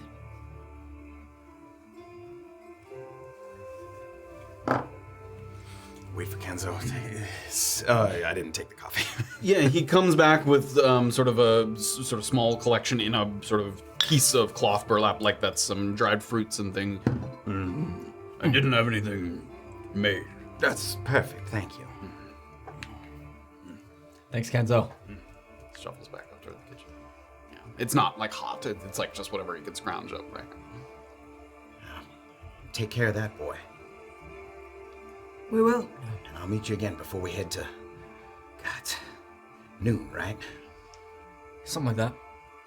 At the, FC Lodge there. I'm glad you remember because I couldn't fucking remember. Yeah. Yeah, I've got things to tell you about that. I'll be back. Can't wait to keep working as friends there, TC. Of course. As TC walks away. Subtle, Illien. Just really want to make sure that he's sweating a little bit. Which it seems he already was by the time he came downstairs. I'm pretty sure he smells like piss right now. Who's following him? Do we really think that we can handle Peter with one person? It's coming up to that time. Fucking Peter. No, I don't. Fuck. Fine. I wish Kate were here. And one extra pair of hands, we would be fine. All right. Let's wait for Peter. As this little conversation was happening, were you heading toward the thoroughfare? As you were heading out, you noticed that someone had come in and was talking to Mr. Clements across the desk. And just as you're kind of getting to the desk, the man is turning and starting to leave. And you see him sort of holding it. He's right here if I should just pass it along. Oh. And he turns around and you can see a little bit of green and gray on his uniform, kind of. Oh, Should I? And sort of, please, thank you. Sort of tips his hat. I don't recognize that. You do not know. It wasn't a Gideon or anything. He's like, what's up? There was a letter to be passed along to either you or the Tyruns. I would have taken it to them if you hadn't been passing at this moment. I'm just on my way out. Thank you. Yeah. It goes back to his work. People are gonna. I'll read it. It looks like it's written. I think because you guys had seen. Oh no, I think only Morn had seen that. It's written in Gideon's hand. Have you seen it? Yeah, you saw his book, I guess. Yeah. Oh, I saw his book. Your team's most recent edition has been processed and authorized. Report to the Fort Contrition intelligence offices when you are able, preferably before noon. If you haven't been to Little Hollow before, take Detention Pass, and when you start to see permanent structures, the road will fork into 3 paths. Take the left path, and the second building on your right along this street is the one you're looking for. It is requested that you keep a low profile and avoid drawing any undue attention to yourselves. Regardless of your impending role, all possessions will be confiscated and placed in holding within the neighboring safe house. So anything you do not wish to place in our hands should be left behind. We will discuss your post and function once you arrive. Thank you in advance for your service to the city of Paran.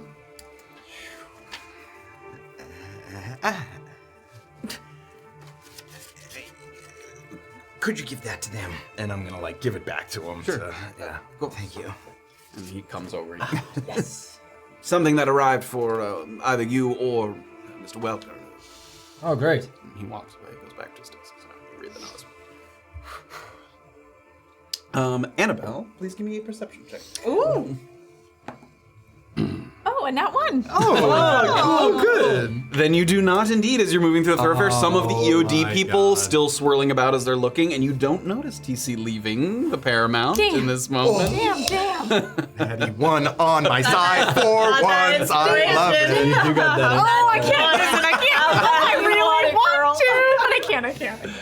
So TC, you get outside into the thoroughfare, and as soon as you step out, you get this sense, the same thing that Illien and Doxley did, which is that some of the EOD people, tired eyes, moving around, but someone new stepping into the thoroughfare, you immediately get some looks, and then people look away, like they're keeping eyes on anyone and anything that kind of moves here.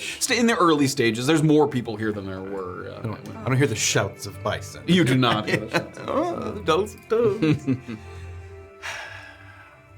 Start meandering here. I'm gonna first. All right, so if I come out the front there, I'm gonna. Is it pretty busy around in that market area?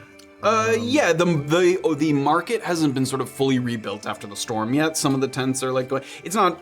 That is just a busy. That's where the two parts of the thoroughfare kind of intersect there. So it is busy around there. There's a number of people that are waking.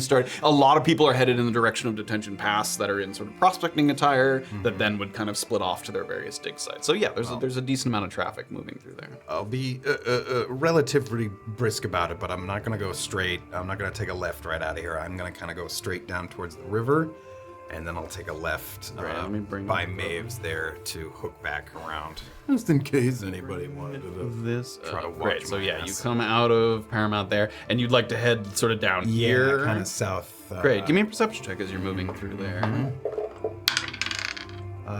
Dirty 20. Dirty 20. As you are passing by EOD there, because you're moving by that to get kind of down the direction of the river, you see a couple more of what are obviously sort of some of Bison's employees. The barn-style doors that sort of block or section off that loading dock area where some of the wagons were and things. It's cracked open, so you can sort of peer inside, but it's not sort of... In previous days when you walked by here in the morning, this is prime, like, getting people on the wagons, people loading stuff onto wagons, pickaxes, shovels, people getting ready to go out to the dig sites. And it's surprisingly sort of quiet and muted here at the moment. And a couple people that are sort of standing watch there, or if you peer inside, some people that are milling about the interior, you see some long faces, sort of drooping eyes. A couple people, one has like a black eye, so like some people are, there's an obvious morale disparity here in the vicinity of EOD as you start to move down towards the river. We did. Sorry. We did that. We've done worse. That was all We've you done guys. far For a demon, scary zombie elf man. That's who you did that. Yeah. Can't make it go So back. you want to circle? Make my way around and yeah, like literally as though somebody might be tailing me, I'll try to use the crowd to like take quick turns. Just sort of with that maybe thought worry on your mind, give me a stealth check, just sort of in general, even if you're not sure who you're necessarily kind of. Dirty 20. Dirty again. 20, great. Yeah, kind of moving through. You make sure to kind of, a couple times you double back, move forward, just to you eliminate any predictability to your movement. You know, so go up one street, down the same street, then you turn, and then you kind of get to that point kind of on the, Oh, sorry. it's okay. No, it's all right. You get to this sort of area here at the end where this watchtower is that goes out to Detention Pass and is also the part where you would curl back around. I shall gladly do so. Start to head in that direction. I will curl.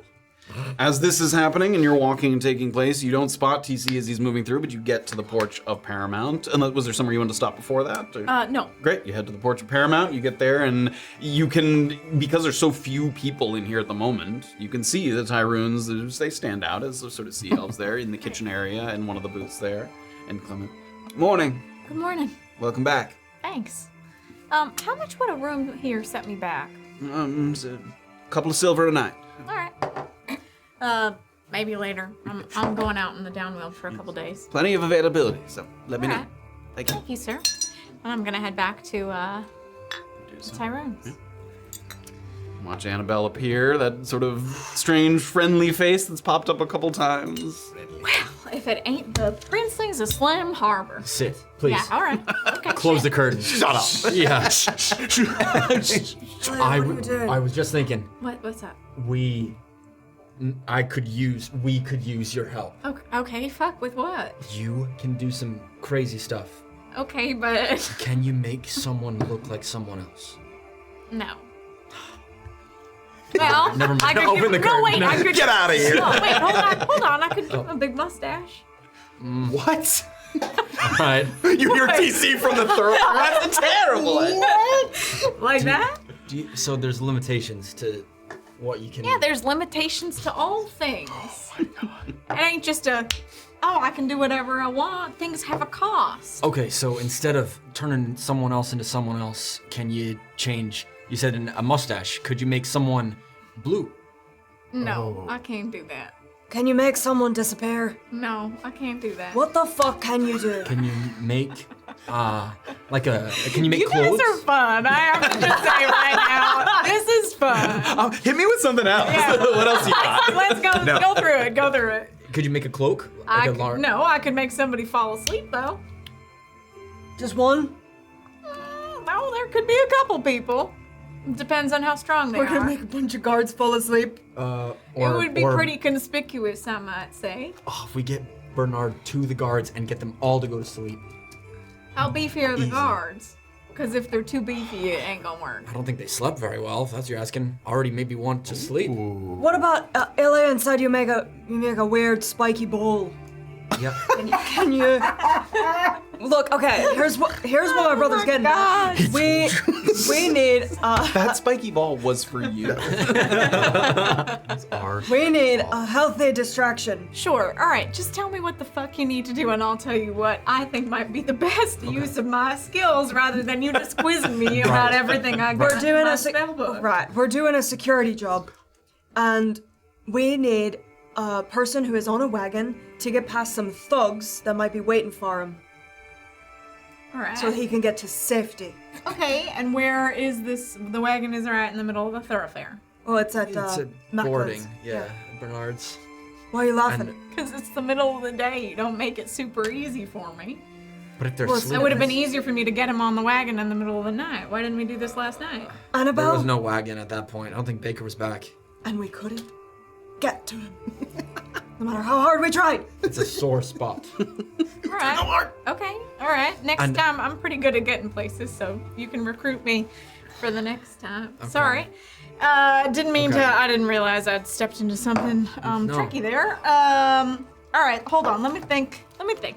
And Go ahead. it wasn't As mentioned thinking too. Also, like the people that were standing watch opposite Bernard, like the Bison has put everyone on alert here. Like people that are not necessarily like fighting types. Like Oh, some of okay, his it's not miners just have his been- muscle. No, I mean he's stretched thin right now. You know that. see. I mean a lot of his people, you haven't seen it recently, but a lot of his people were out that are still guarding the statue. Like that's where some of his muscle is. Like he's very stretched thin at the moment. So some of the people last night that you saw when they were like, go that way, like that was just minor types. Like anyone he could muster that he Okay. could assemble. So Okay. it's not always sort of his best people on the job. He has to use whatever he's got.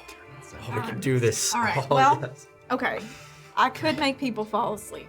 Yeah, I think that's great. but if you said can make people, it's not like a guaranteed thing. Nothing is a guaranteed thing. Okay, look, I've seen about this much fucking magic in my life, so I'm gonna ask some stupid questions. That's totally fine. I'm also saying keep your fucking voice down. I know it's Brunkhollow and all, which is why I made a calculated risk that you'd go mad for it, which you did. But my point is, being a witch still has some connotations about it. Is that the proper term? Sure. All right. Which? So thoughtful.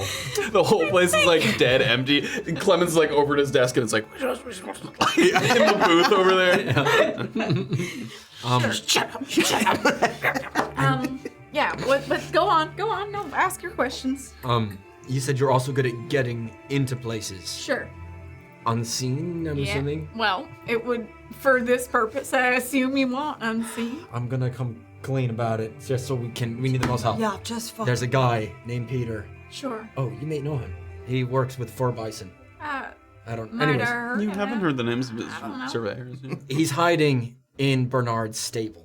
We need him to get from the stable to the wagon without being spotted by EOD people, and probably Bernard, because I don't know how he'll react to someone being in his stable. What do you got for that?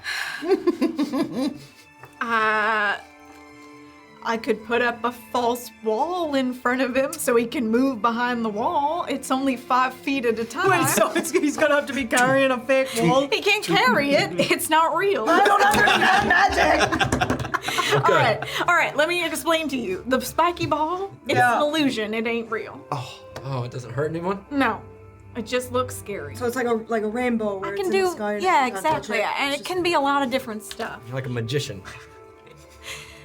I don't like, I don't, that, Magician. I don't like that. It's a new song. That's not a word I witch like. did. That's not the proper word. Witch, sorry. Yeah. Call each other witches. How How dare you. Sorry. Don't call me a magician. I don't like I don't fucking like that. All right. I don't do tricks. Okay. All right. It's an illusion. Let me think. Yeah, I think maybe I could do a little like 5-foot wall. Is he big? Is he a big man? Half 'Cause elf. it's 5 feet. Like, Can it you- ain't that big. One elf. He gonna have to duck behind the wall. Is he down with magic? If somebody's looking real hard, they could be like, "Oh, that's not What a if fucking you wall." what if you created like an illusion of a figure, a person that they might catch? No, you don't like. It's not I'm bad. just fucking out of it. Yeah, I think the actually, sleep yeah, thing I is guess more I than could do enough. that, but it'd be like a small person. Oh my god. Like a dwarf kind of thing. Or a 5-foot person. Somebody my size, you know. Okay. But they wouldn't move. They'd just be standing. They can't move. No, because it's just a minor illusion. Oh, okay. Oh my god. All right. Ooh, sorry. Okay.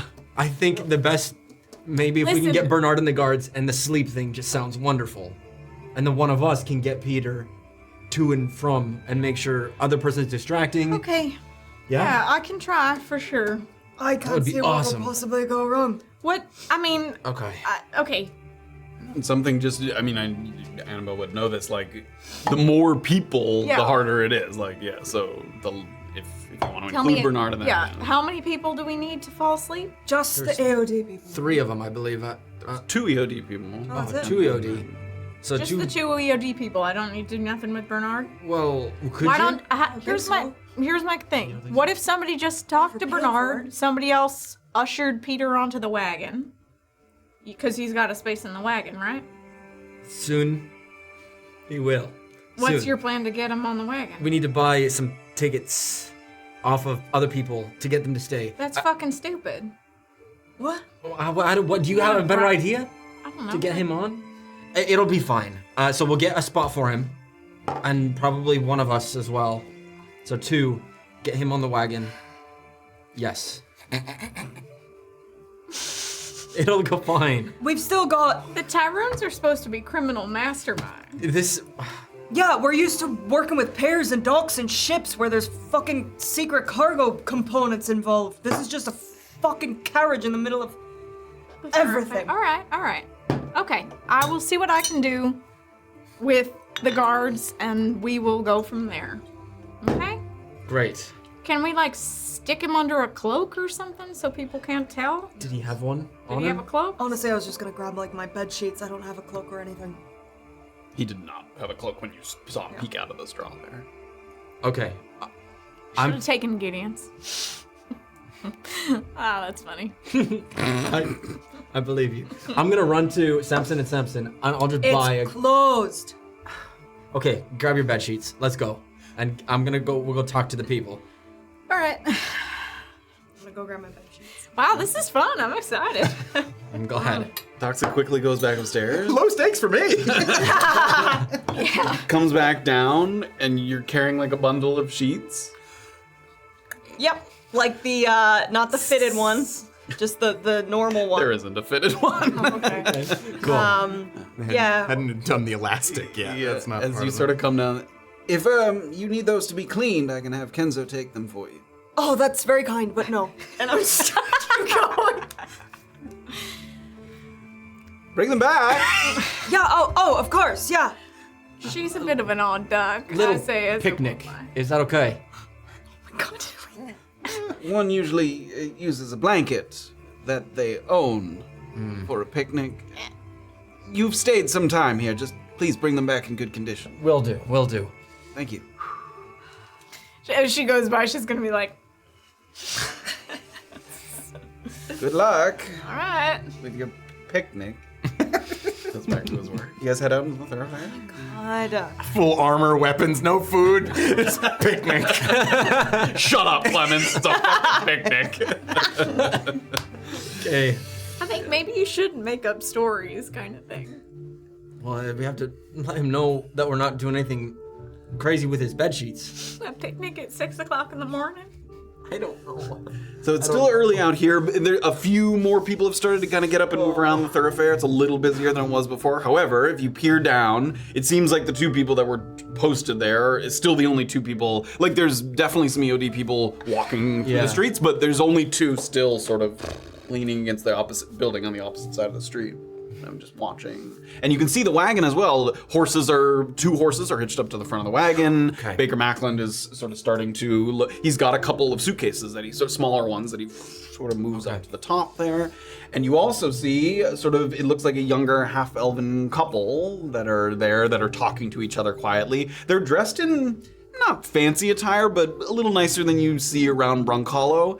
And they look, if you had to guess, like, they're ready to get out of here. They look like they're a little distressed. Like one of them's already got like one foot kind of up on the wagon, and one's sort of like trying to calm the other. That's like, you can get the sense that like, we're getting out of here, we're getting out. Like there's a little bit of urgency among them to get out of Brunkhollow. And is that presumably the only 2 people that would be fitting or like having seats in this The wagon could definitely seat more than 2. That's the only 2 that you see right now. Yeah. Those are targets? I guess so. Let's just see what. Those are the we can people you're do. gonna try to buy off? They Yeah, look we'll like try. they got one foot out the door. Yeah, we'll or see. in the door, literally. Morning. Who are you walking up to? Sorry. The The couple. Okay, I didn't know if you were. Do you guys? So want yeah, to- no, Baker's sort of putting luggage on. He gives you a little nod as you kind of come up. In fact, as you sort of approach, he sort of gives you a nod toward them, even though it's very obvious that it's them. Good morning. So, question for you. I'm sorry, we're about to leave. This could get you a lot of money, and for nothing. If you just hear I me don't out. know what that means. Just hear me out. A couple sentences is all. He sort of looks to the woman beside him. Please, just say what you need to say. We are looking for transit as well. We heard that this was. There's booked. another wagon later. This is immediate. How much did you pay for the wagon? We paid 55. 55 silver? No, 55 gold to take the whole wagon. Hey, Baker. Yeah. How many people did you say was going on this in total? Well, it's the 2, but they requested to have the wagon to themselves. I see. Give him 100. How about having some companions on that wagon to keep you safe as you transport your way back? No, thank you. We don't want anything to do with anyone in Brunkhollow. Thank you very much. Well, I think you're on the same page as the people who are also leaving Brunkhollow. Except they're pretty handy with a sword. Mr. Mackland will get us safely through the cusp. No, thank you.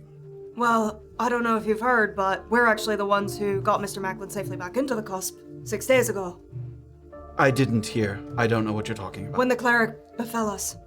We're the ones who pushed him away as Macklin. They sort of look over to Mackland and he kind of... So what is this? Extortion for security? I don't understand. We have 2 people that also need to get out. They can get you there safely. And I wouldn't mind throwing a little gold your way for the... Opening Thank up the you for- carriage to your... Yes. 2 more folks. That's all. Not extortion. Just looking to buy extra seats on the wagon. I see 3 of you. Who is coming on this wagon? It would be me and one other who's not here. They're handy too, though. Make a persuasion check. Okay, baby. 7.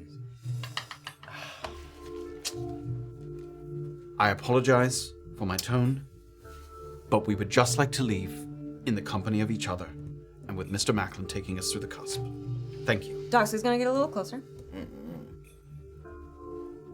You're not the only one fleeing for their fucking lives today. Let 2 more people on. It'll be 50 gold in your pocket. Give me an intimidation check. Thank you. 19!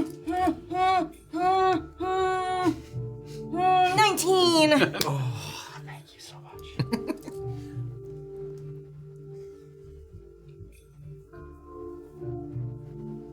Sort of looks over to, you're not sure what relation they are, but he makes eye contact with the half-elven woman, and she sort of gives him an impatient look and... Give me the 50 now. Doxley will take out 50 gold. Counts it out very, like, a little deliberately, like he was sure you weren't going to give him the full amount. Yeah, he, like, counts out each coin. And he looks over, and he walks over to her and sort of hands her the thing. And she, I don't understand.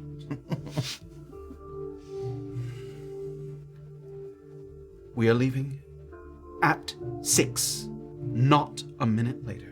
Wonderful. Whoever is on that wagon at that time goes with us. We understood. Understood. Yeah.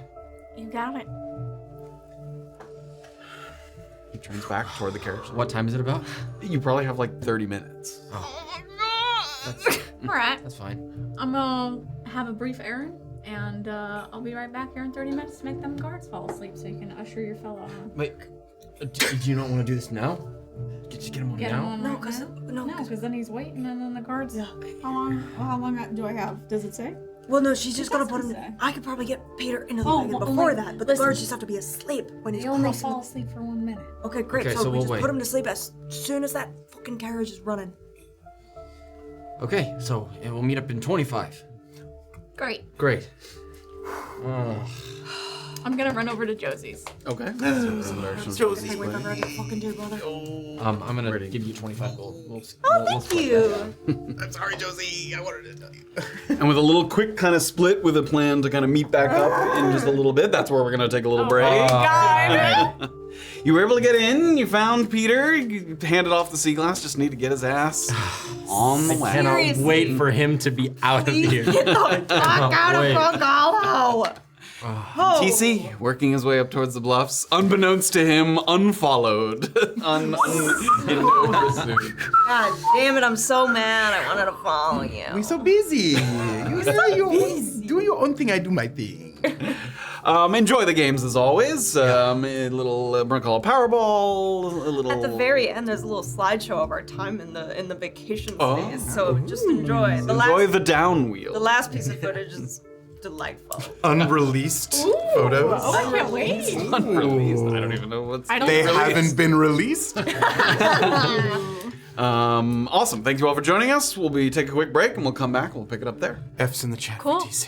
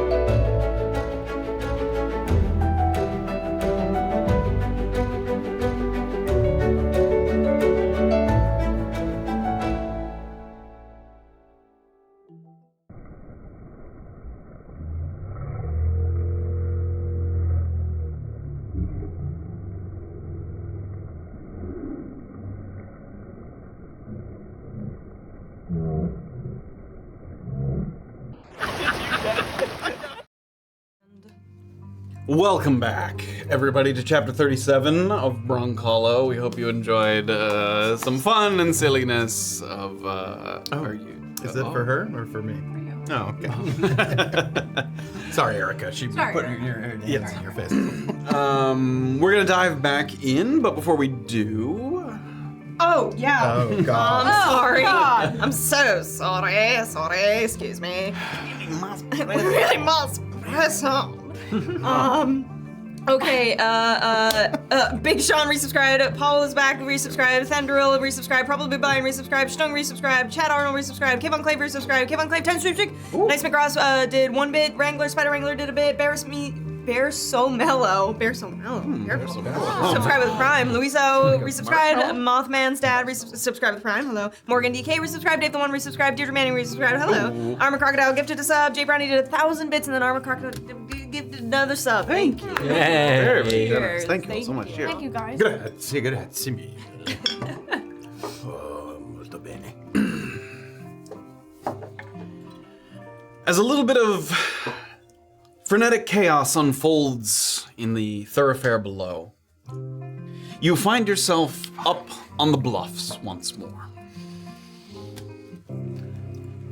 Passing quickly by the steepest part of the slope, where you feigned your fall, or rather fell for real, but feigned the injury's origin. Wish there was some people around here to push me off a cliff. Once again, you count. 1, 2, 3, 4, 5, 6. Back to the smallest house on the block, whose contents are no longer a mystery.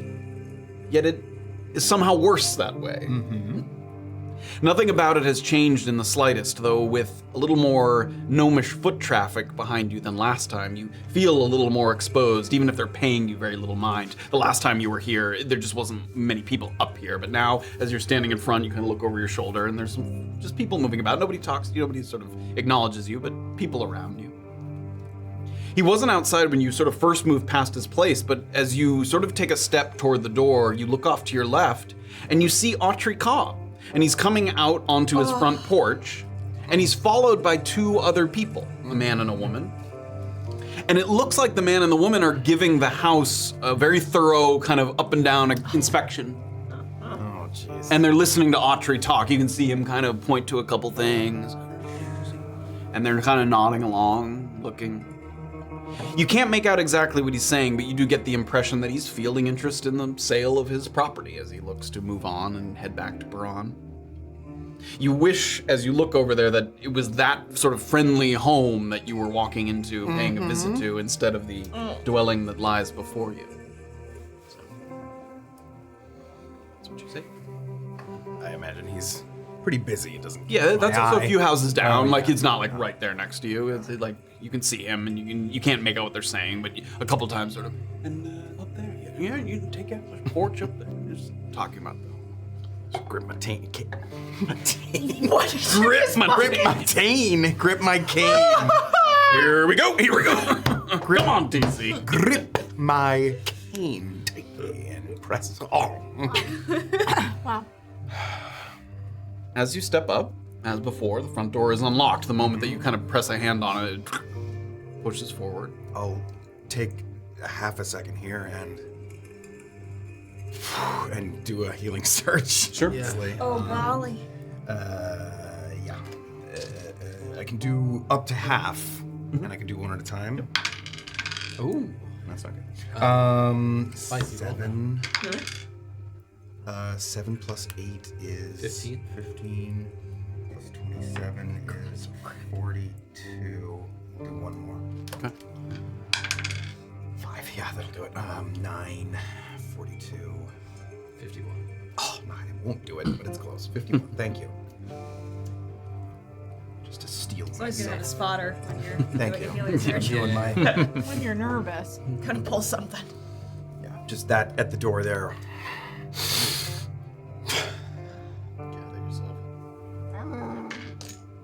This little meager creak sort of comes out as you push the door open. It reveals that first room. And the room feels congested, not because that it's cluttered with stuff or people, but the whole room is kind of weirdly narrow. It has a low ceiling. There's a lack of natural light. The gnome in the high-backed chair with the green jacket. He doesn't startle you like last time because you'd sort of know to look for him right away. But if not for a little bit of his mutterings at a very low volume, almost too low to hear, you wouldn't be surprised to find that he'd passed away in his sleep. He is sitting in the exact, like, he easily could have just passed there and be sitting. He hasn't moved a muscle since you last left this place, as far as you can tell. What has he done to you? The mantle of the fireplace has been reset to its resting state of ceramic bowls stacked high on either end. Oh, shit. So to access the back area, you'll once again have to match the mirror that's affixed above. Damn it. All of it is so dingy and inelegant, but it's the task that was appointed to you. So here you are again, about to sort through dinnerware just to be granted an audience with someone that seems to detest your presence. So you go all the way in and you let the door close behind you. And once again, the only sound that's in here, the fireplace isn't even lit right now, it's earlier in the day. So the only sounds are the... Good morning. Have you got any advice for me? And I'll walk over to the... Head over to the fire. Now. As you sort of walk over there, give me a perception check. Wow. 11. 11. Don't notice anything in particular as you walk over. He doesn't respond directly, just more mutterings. I'll kind of pick up the cane and thanks again.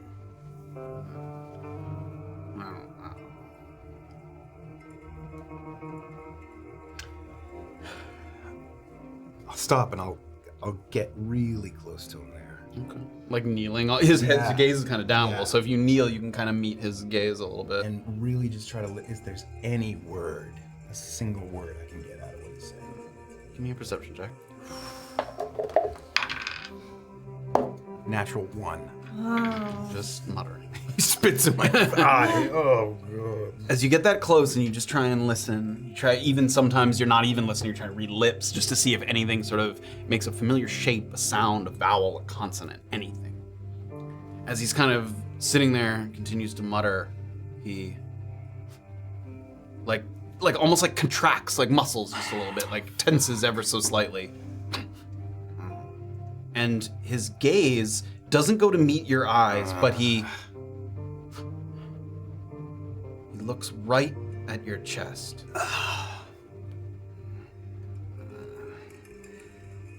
I'm gonna reach out and grab him on the shoulder and very quietly. Chewinga.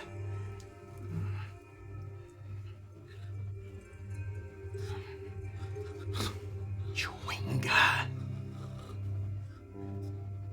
And I'm gonna take his hand and they touched me kind of in the Yes, chest, they did. in the middle They of the chest. physically made I'm gonna pick up his arm and I'm gonna take his finger and I'm just gonna I'm gonna try to touch it right on me where it touched me. Chewinga. Throw his arm back down. And he starts to kind of breathe a little, like some spittle kind of. I'm like kind of covering his face a little bit. Shh, shh. Look at me. Look at me. He doesn't meet your eyes. He continues to stare kind of directly at your chest there.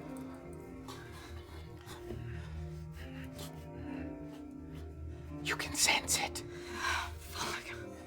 It's spent, but you can sense it. What is it? Will he sense it?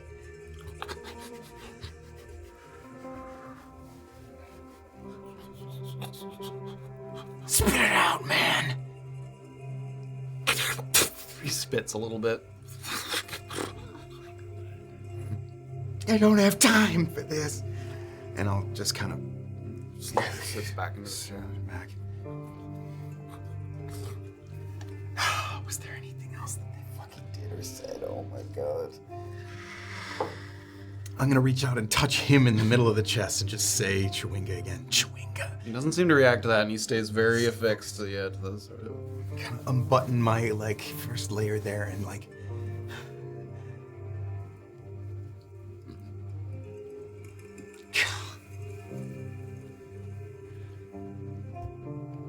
don't know what you want from me.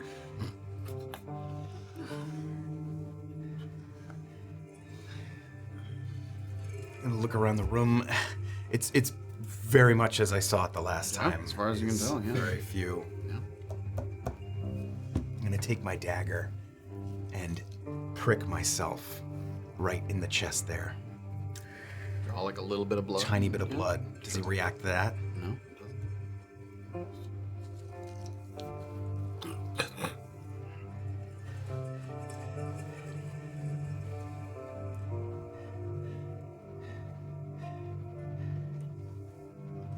Damn you.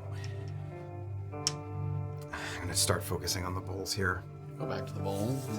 As you turn back around, as you turn away from him and he can no longer literally physically see your chest, Yeah. he seems to like relax a little bit. Like now that he can't see this exact spot Yeah. where you were sort of touched there, Yeah. it almost like breaks, like a thread is cut, and he sort of leans back into his chair. Sort of. I've spent all my 3 things. You know that, right? All right. All right. I'm looking at these fucking bowls here. Mm-hmm. You're boned. Thank you. Thank you for the thing I already know. Is it the same bowls as last time? Exact same bowl. Oh, okay. he didn't like change out the musical tube on the on the bring ding ding ding ding ding ding. The auto harp, or what is Yeah. that? The water harp? Is that what it's Yeah. called? Then I'll do them as I did them last time. Yes. There was a mountain. there was a mountain, I'm sure.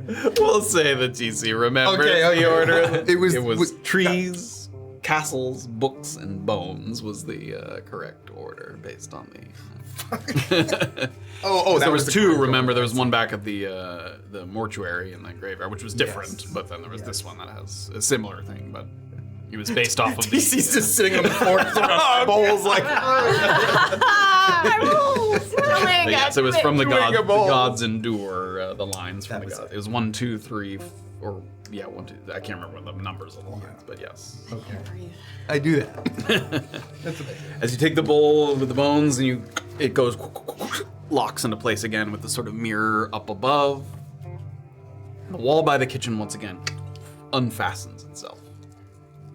And now that knowing what's coming, you can see already on the floor when a little bit of light peers into that room, you can see where those carved pictograms are on the floor. Before you didn't quite notice those until you kind of stepped in, because they're not immediate, but you knew to look right away and you could see all the pictograms there.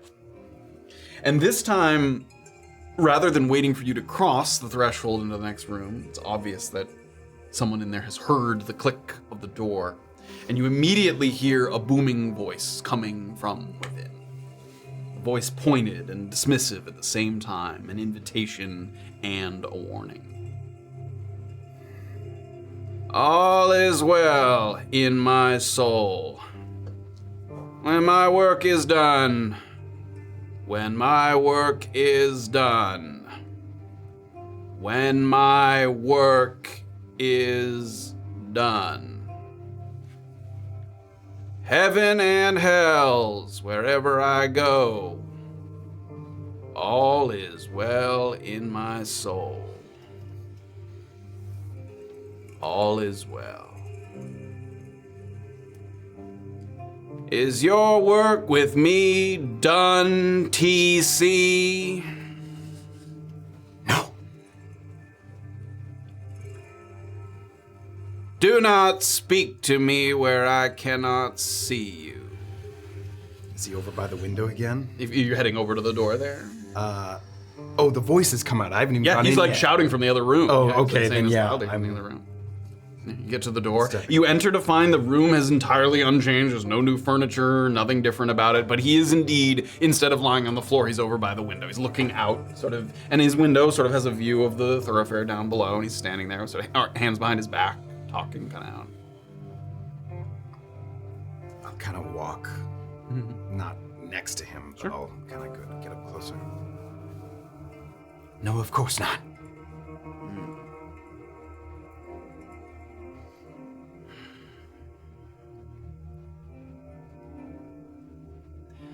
I know what you are up to, TC. Even with the powers of divination asunder, I see more than you know. Have you come here to this cesspit to make a name for yourself? To be rich and prosperous? Or is it in good faith service to the gods as the High Reverend requisitioned? I am here to humbly serve. Why, then, do you make arrangements for lucrative employment at the prison? Does your need for material wealth surpass your faith, your dedication, your integrity? Why enroll in an assignment that would place you beyond my reach for several days or more? When my work is done, TC, when my work is done.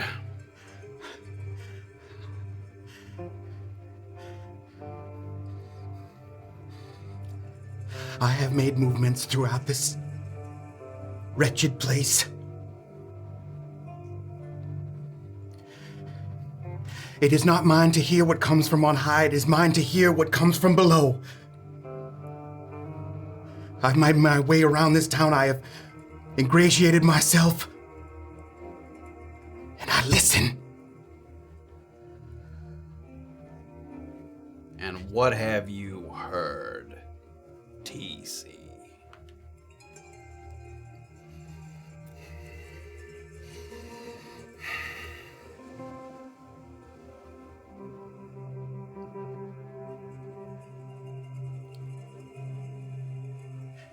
This is a dangerous place, I think.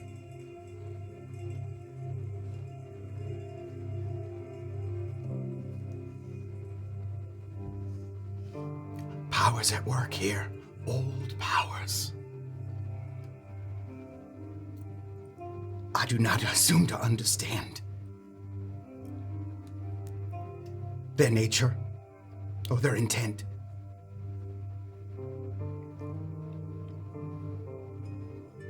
But I will try to learn. You pontificate, but say very little, TC.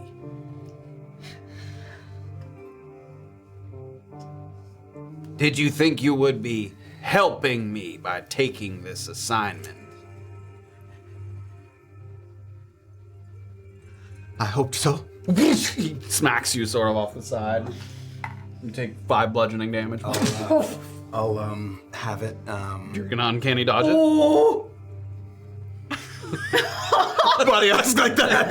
I mean, it's making a move to reduce the sort of force of the blow. It's not just passive. You're right. I would have to make it known that that's what I'm doing. Yes. I'll take this 5. Do not ever presume to think in my stead. When I want someone to think for me, I ask the gods, for I am their vessel. I do not ask rodents.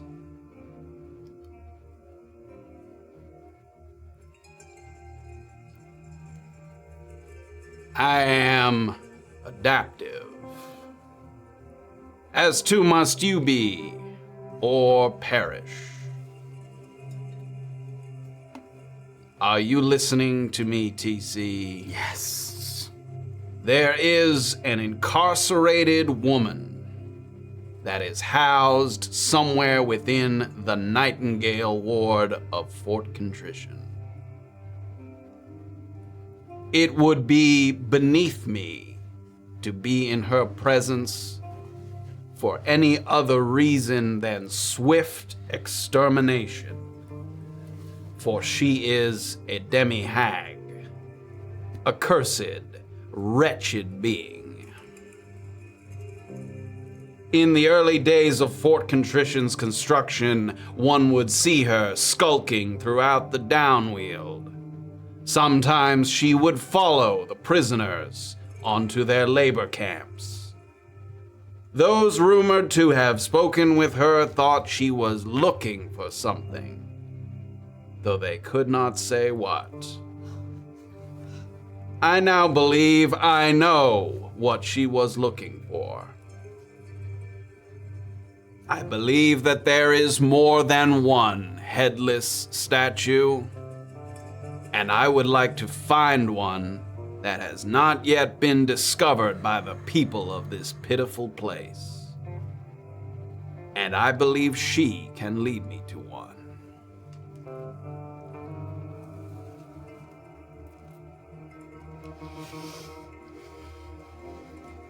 I will learn what she knows. I am told that since she was imprisoned, she has taken to silence as a shield, refuses to speak to anyone for any reason. You will disarm her of this shield and get the information I desire. Of course.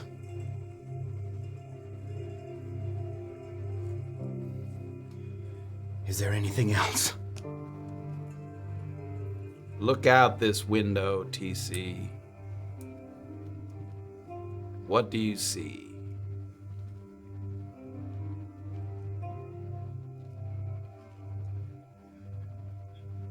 many people that are lost. He grabs you by the back of the head and you crash through the window. Pieces of it shattering, and then he pulls you back. You take 6 slashing damage from shards of glass, and he pulls you back. You see only what I tell you to see. Yes. Let's go.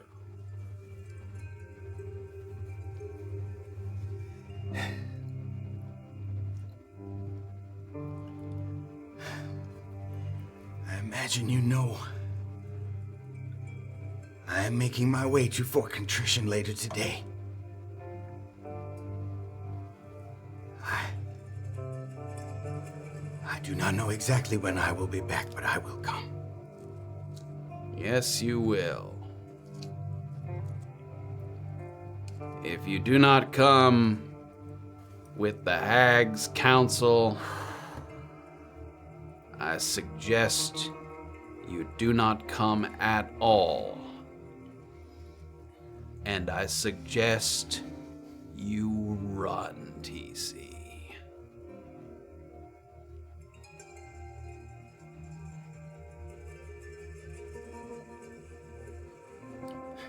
After a bow, like kind of a bowing of the head, there's TC just has a final like look up from under his eyebrow towards the cleric. Doesn't look at you.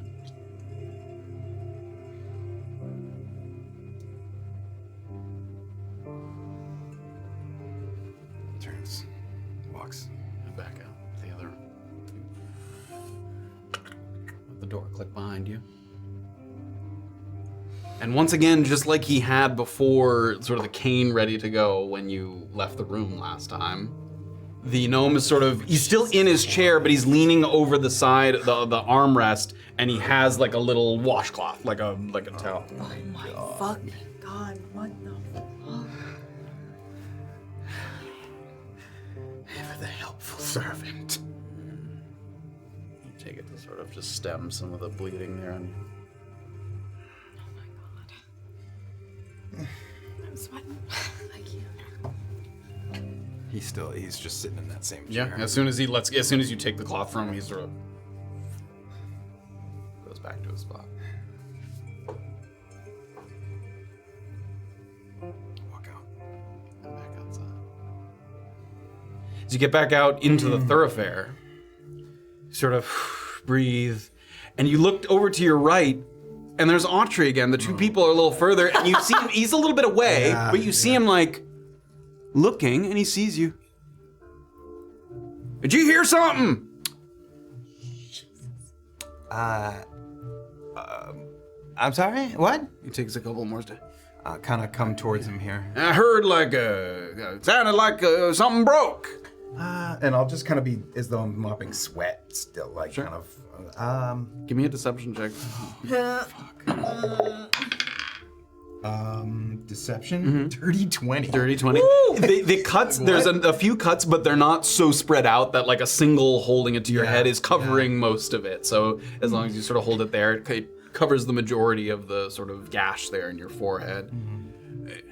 Just sounded like somebody dropped something or broke something. Not sure what you mean. I've got to make it back to the Paramount, but and I'm kind of walking past Yeah, sure. him, and He now watches you go. I'm kind of like talking over my shoulder back at him. I still would like to know about that friend's cane, but I'm a little busy this morning. Hopefully I'll see you again, I'm sure. All right. It seems like he's gonna say more. All right. And you hear him go back and close the door of his place there. We'll swing back down to the thoroughfare, where Annabel has made her way over to Trusted Timber. As you approach, and it's been a while since we've been here, so let me just bring up the map so people know where we're looking at here. You did it, buddy. No, I didn't. You did I it. didn't learn what the gnome knew about the joint. Hey, that was still we pretty learned that the fucking gnome long. Are heading over here to sort of right by the river there on the other side of Bernard's Boarding, so not a long walk. You take a little bit of a kind of a roundy route just to make sure, you not have a lot of eyes on you as you approach. Yep. And as you get closer to Trusted Timber, you can hear a methodical kind of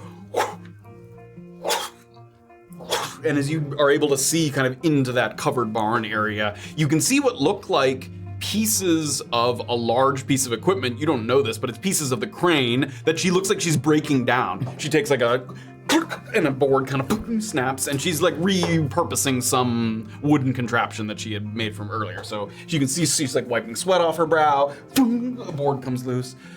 She puts that in a big stack, and she continues to. Josie? Hey, I'm sorry to interrupt. I know you? No, my name's Annabel. We have a mutual acquaintance. All right. Seems you already know my name. Josie, nice to meet you. She puts her stuff down. She kind of comes over. She's got a rag. She kind of wipes the sweat off her brow, off her hands. She puts that hand. Nice to meet you too. I'm sorry, I come with some pretty bad news. I heard you're a friend of Morna Ishtig. I knew her from Redbriar. My auntie lived there. She was my neighbor for a time. Give me an insight check real quick. Oh no. Insight. 24. 24.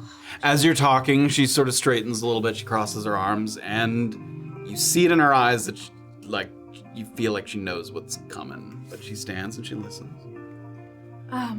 She died yesterday in the Downweald. I'm very sorry. I don't know how you knew her. Were you with her? No, I was looking for her, and then I was told by her companions.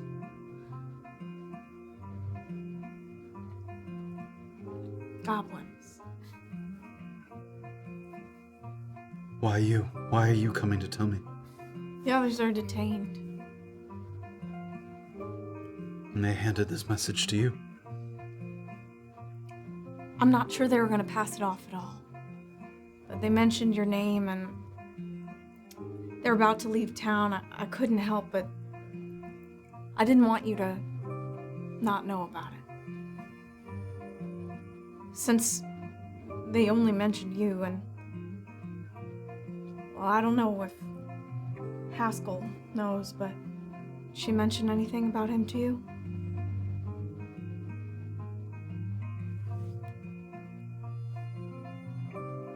She was looking for someone named Haskell, yeah. I don't know if she ever found him. Where is she? Where's the body? They burned her in the Downweald. Where? I don't know. I think they said they took her to the cousin.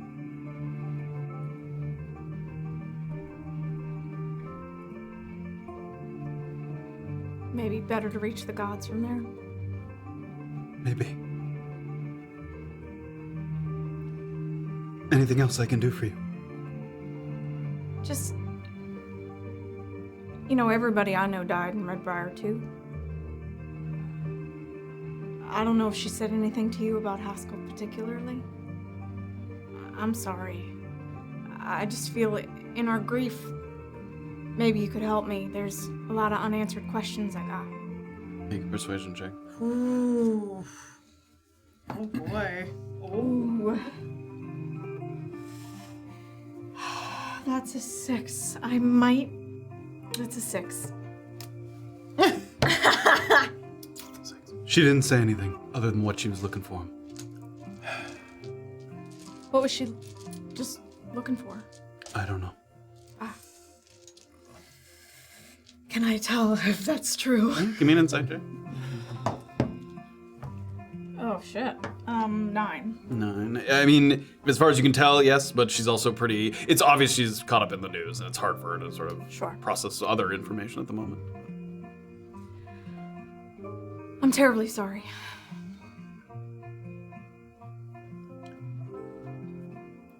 Were the others with her at the time? Yeah. Well, if you see them, tell them it should have been them that came to tell me. Oh well. Thank you, Ms. Annabel. Annabel. Good day. Good day. She's gonna go. At one point, you kind of peek over your shoulder. She's still standing there, like she's still at the exact same spot. She doesn't move a muscle, sort of outside. And you keep walking, sort of wait to hear if any of that sound resumes, and it doesn't. No chopping, no planks, no wood, no nothing. Well, fuck. And I'm gonna circle back and sort of see if I can. Was there anything you guys want to do in that brief period of time there? It wasn't long. It was like 15 minutes. Accomplish the mission. I mean, if you're in the vicinity, you see more suitcases being loaded. A couple times, Baker and Bernard talk to each other. It's obvious that Baker uses this place to sort of store some of his horses as well. So like a couple times he hands off some bags of feed that he puts on the back of the wagon and stuff. So they're just exchanging the kind of preparations for leaving and things. So they're both super involved with like tacking the horses onto this carriage and getting the carriage ready to go. Yeah, I mean, the impression that you get, like, Bernard's a little more in charge of, like, the horses. He's the one sort of strapping them into the reins and things. They're strapped in at this point. But Baker is more concerned with the wagon. He gets their luggage up. He opens the door at one point. Sort of the first person to step in is the half-elven woman. She steps in, and then the other man sort of waits outside for a moment just to sort of wait around to see. So it's getting close to that time. And when these two individuals are stepping onto the wagon, what's the behavior like for the EOD boys? So only one stepped in. The half-elf woman steps in, and the two of them kind of lean over just to look, but they don't approach or anything. I mean, they have a pretty clear view, so they're not like, they don't get closer to inspect or anything. All right, just waiting on Annabel. Just waiting on Annabel. Another minute goes by, and then circling around the corner. Hi. Okay. We leave the guards to you. All right. I gotta get within 90 feet of him. Yeah, I'm gonna go speak with Bernard. And good luck. They'll only be asleep for 1 minute, okay? Yeah. So you guys gotta get ready before I do anything. There's gotta be some kind of signal that lets me know that, he's fucking ready to go. And I can keep Bernard taken care of for 1 minute as well. So, it's on you. So, thanks, Illien. Yeah. So my biggest concern actually is we're sleeping these guards, but they're watching these people get into this fucking wagon. So are we sleeping these guards while he's getting on this wagon, or are we sleeping the guards when the wagon's taken off? Because we can't do it all in a minute. We're gonna sleep. I'm saying let's get him on as soon as the wagon's gonna take off. That's my plan. You think that they can get him on the wagon, get out of here in a minute? Can they draw the... Well, yeah, the guards are gonna fucking know that somebody put him to sleep magically. They're gonna know? Yeah, because they're gonna pass out all of a sudden and they're gonna wake up in a minute. Heat stroke. Heat stroke? It's 6 o'clock in the morning. It ain't fucking hot outside. I say they will be disoriented. I mean, they're not going to be like, someone cast a spell on us. But it will be weird. Yes, it will be. They'll be like, oh, what the fuck just happened? Yeah, they'll be like, oh shit, I just fell awake. I say we get him on. Got me frazzled. All right, laugh in my face. Go for it. We get him on while they're asleep and get the door closed, or draw the curtain or something. Yeah, Peter will know to make himself scarce. Okay, so you're gonna be in there with him, Illien. I will be there as he's arriving to the wagon to get on with him. All right. So we're putting them to sleep as he gets on the wagon and crossing our fingers that they're still asleep as he goes by. But the good chunk is for him getting on the wagon. They're gonna draw the curtains so that it don't matter. Okay. The guards won't look, peek inside the wagon. They'll already be all right. Okay. Yeah. Yep. So I'm gonna give you 2 minutes. When you see the guards are asleep, you're gonna usher the fella in. Illien's gonna keep Bernard and Macklin from seeing who you're taking in. So the last thing that we need to do is get him out of the barn, and God. You just gotta wait. You gotta wait and make sure that we're actually out of the barn first. Okay. I'll take care of the two from there. Okay. All right, we got 60 seconds. You ready, sister? Fuck yeah, I am, brother. Let's fucking do this. So I'm gonna try to position myself so that I can kind of see the door and see what's happening, and also see the guards. Sure, yeah, definitely. I mean, you wander kind of to the other side of the street, so you're a little closer to them, and there's people around. The two of them leaning. It was a couple. Like one of them kind of sees you and nods and goes back. Like, yeah. I mean, you're not doing anything, so they look back toward the wagons. Also, this is where Bernard like sleeps too. Like his home is Presumably, you haven't seen his there. room, but somewhere. Okay. Yes. Great. All right, you'll hear a ruckus in a moment. I'm gonna walk up to Bernard. If He's in the middle of sort of checking the reins of the horses and things. Bernard. Yeah. Everything just about ready? Yeah, just about. Perfect. At that moment, as I get his eyes on me, I'm gonna cast Charm of the Comet on him, and so everything will start. What the fuck? And everything disappears. Sorry, so everything but He you bought me for disappears? 1 Yeah. minute. So I wanted to talk. What's going on? You're heading inside. Yup. As soon as he casts that, I'm gonna try to get into this fucking. Give me a bar. stealth check. The stealth check is really just to see if Baker notices you entering. Okay. Nope, not that one. This one. Yep. I also want to try to make a point of like, what's going on? You know, to try to grab attention. Oh my god. I'm gonna use my inspiration. Oh Yeah. my goodness. Yeah. Because that was a 2.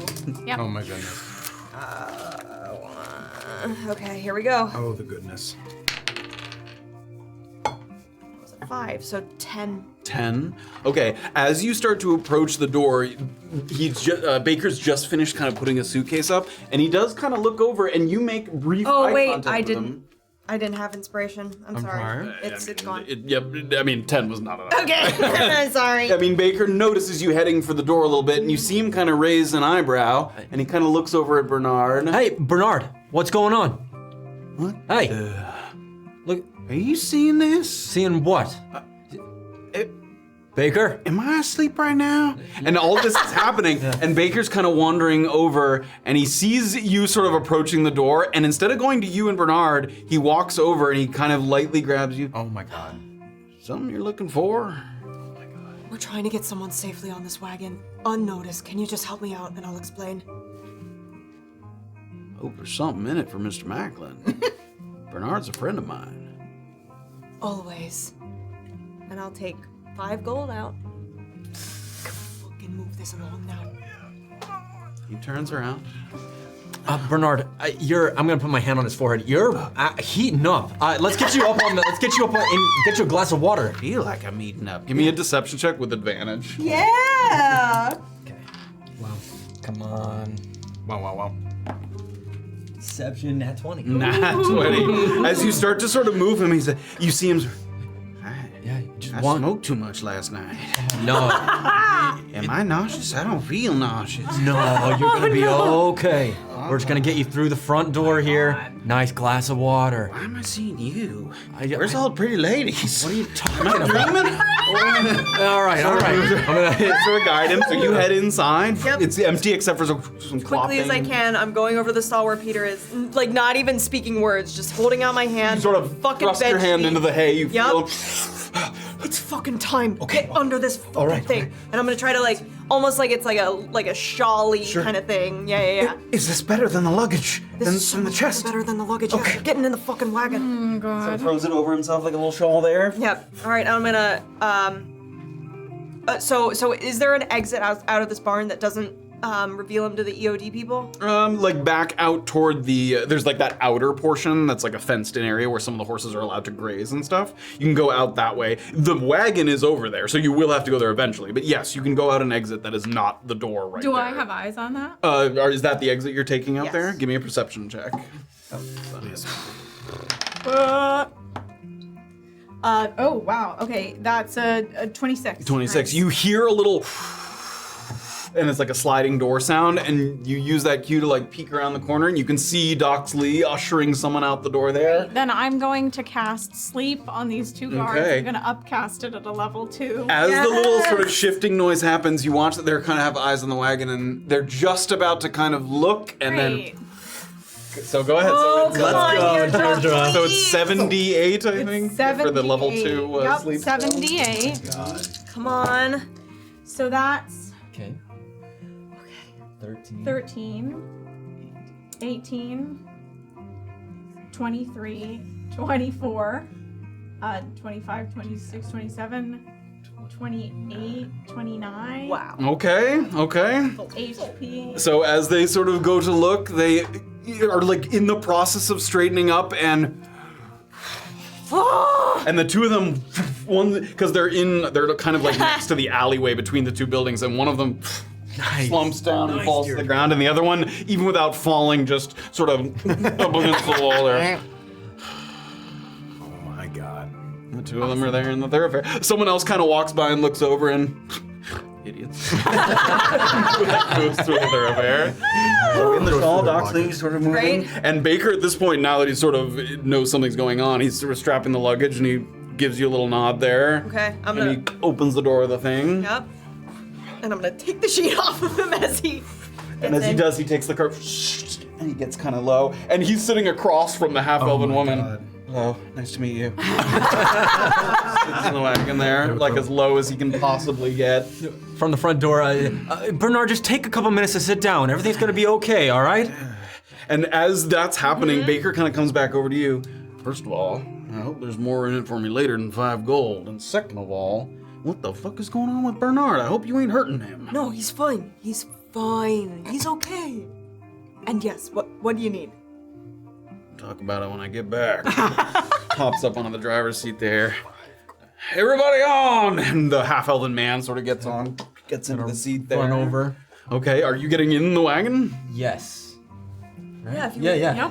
Okay, you get inside, click the door closed, all the curtains. The half-elven woman like goes to open the curtain, like just to let light in, and We're gonna just need some shade for a minute. It's hot out there. In this morning.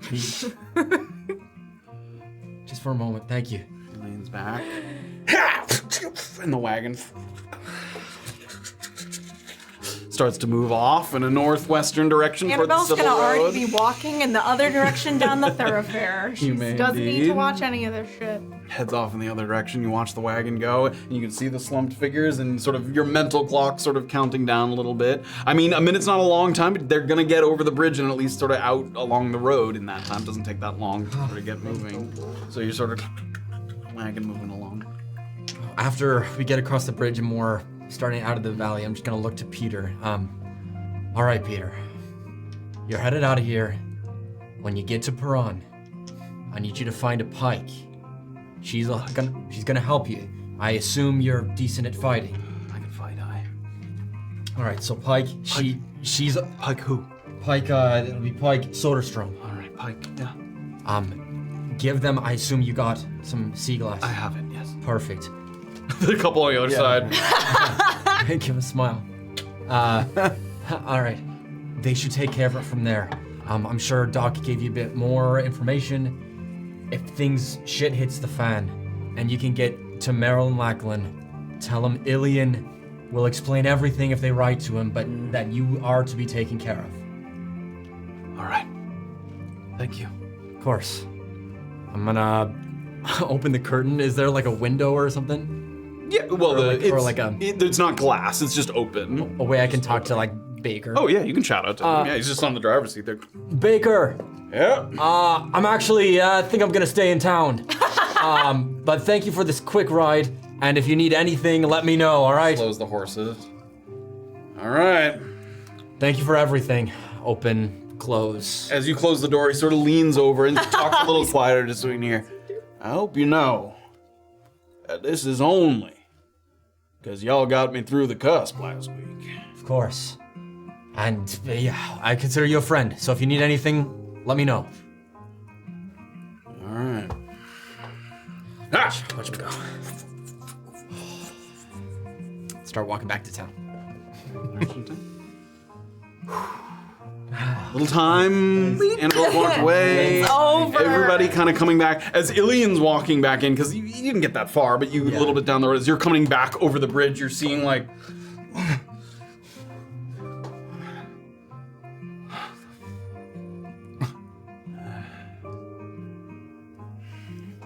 Next wagon's at 9. Oh my God. Come back. They get up and they kind of move away, sort of head down. You see over on your right at the porch of Bernard, he's sort of, because that lasts a minute. A minute, yeah. So he's sort of, Did you get some water? I don't think I did, but maybe. Feeling better? Yeah. All right. Good to see you. Hey, Everybody make it out all right? Macklin left with the wagon? Yeah, they're all good. All right.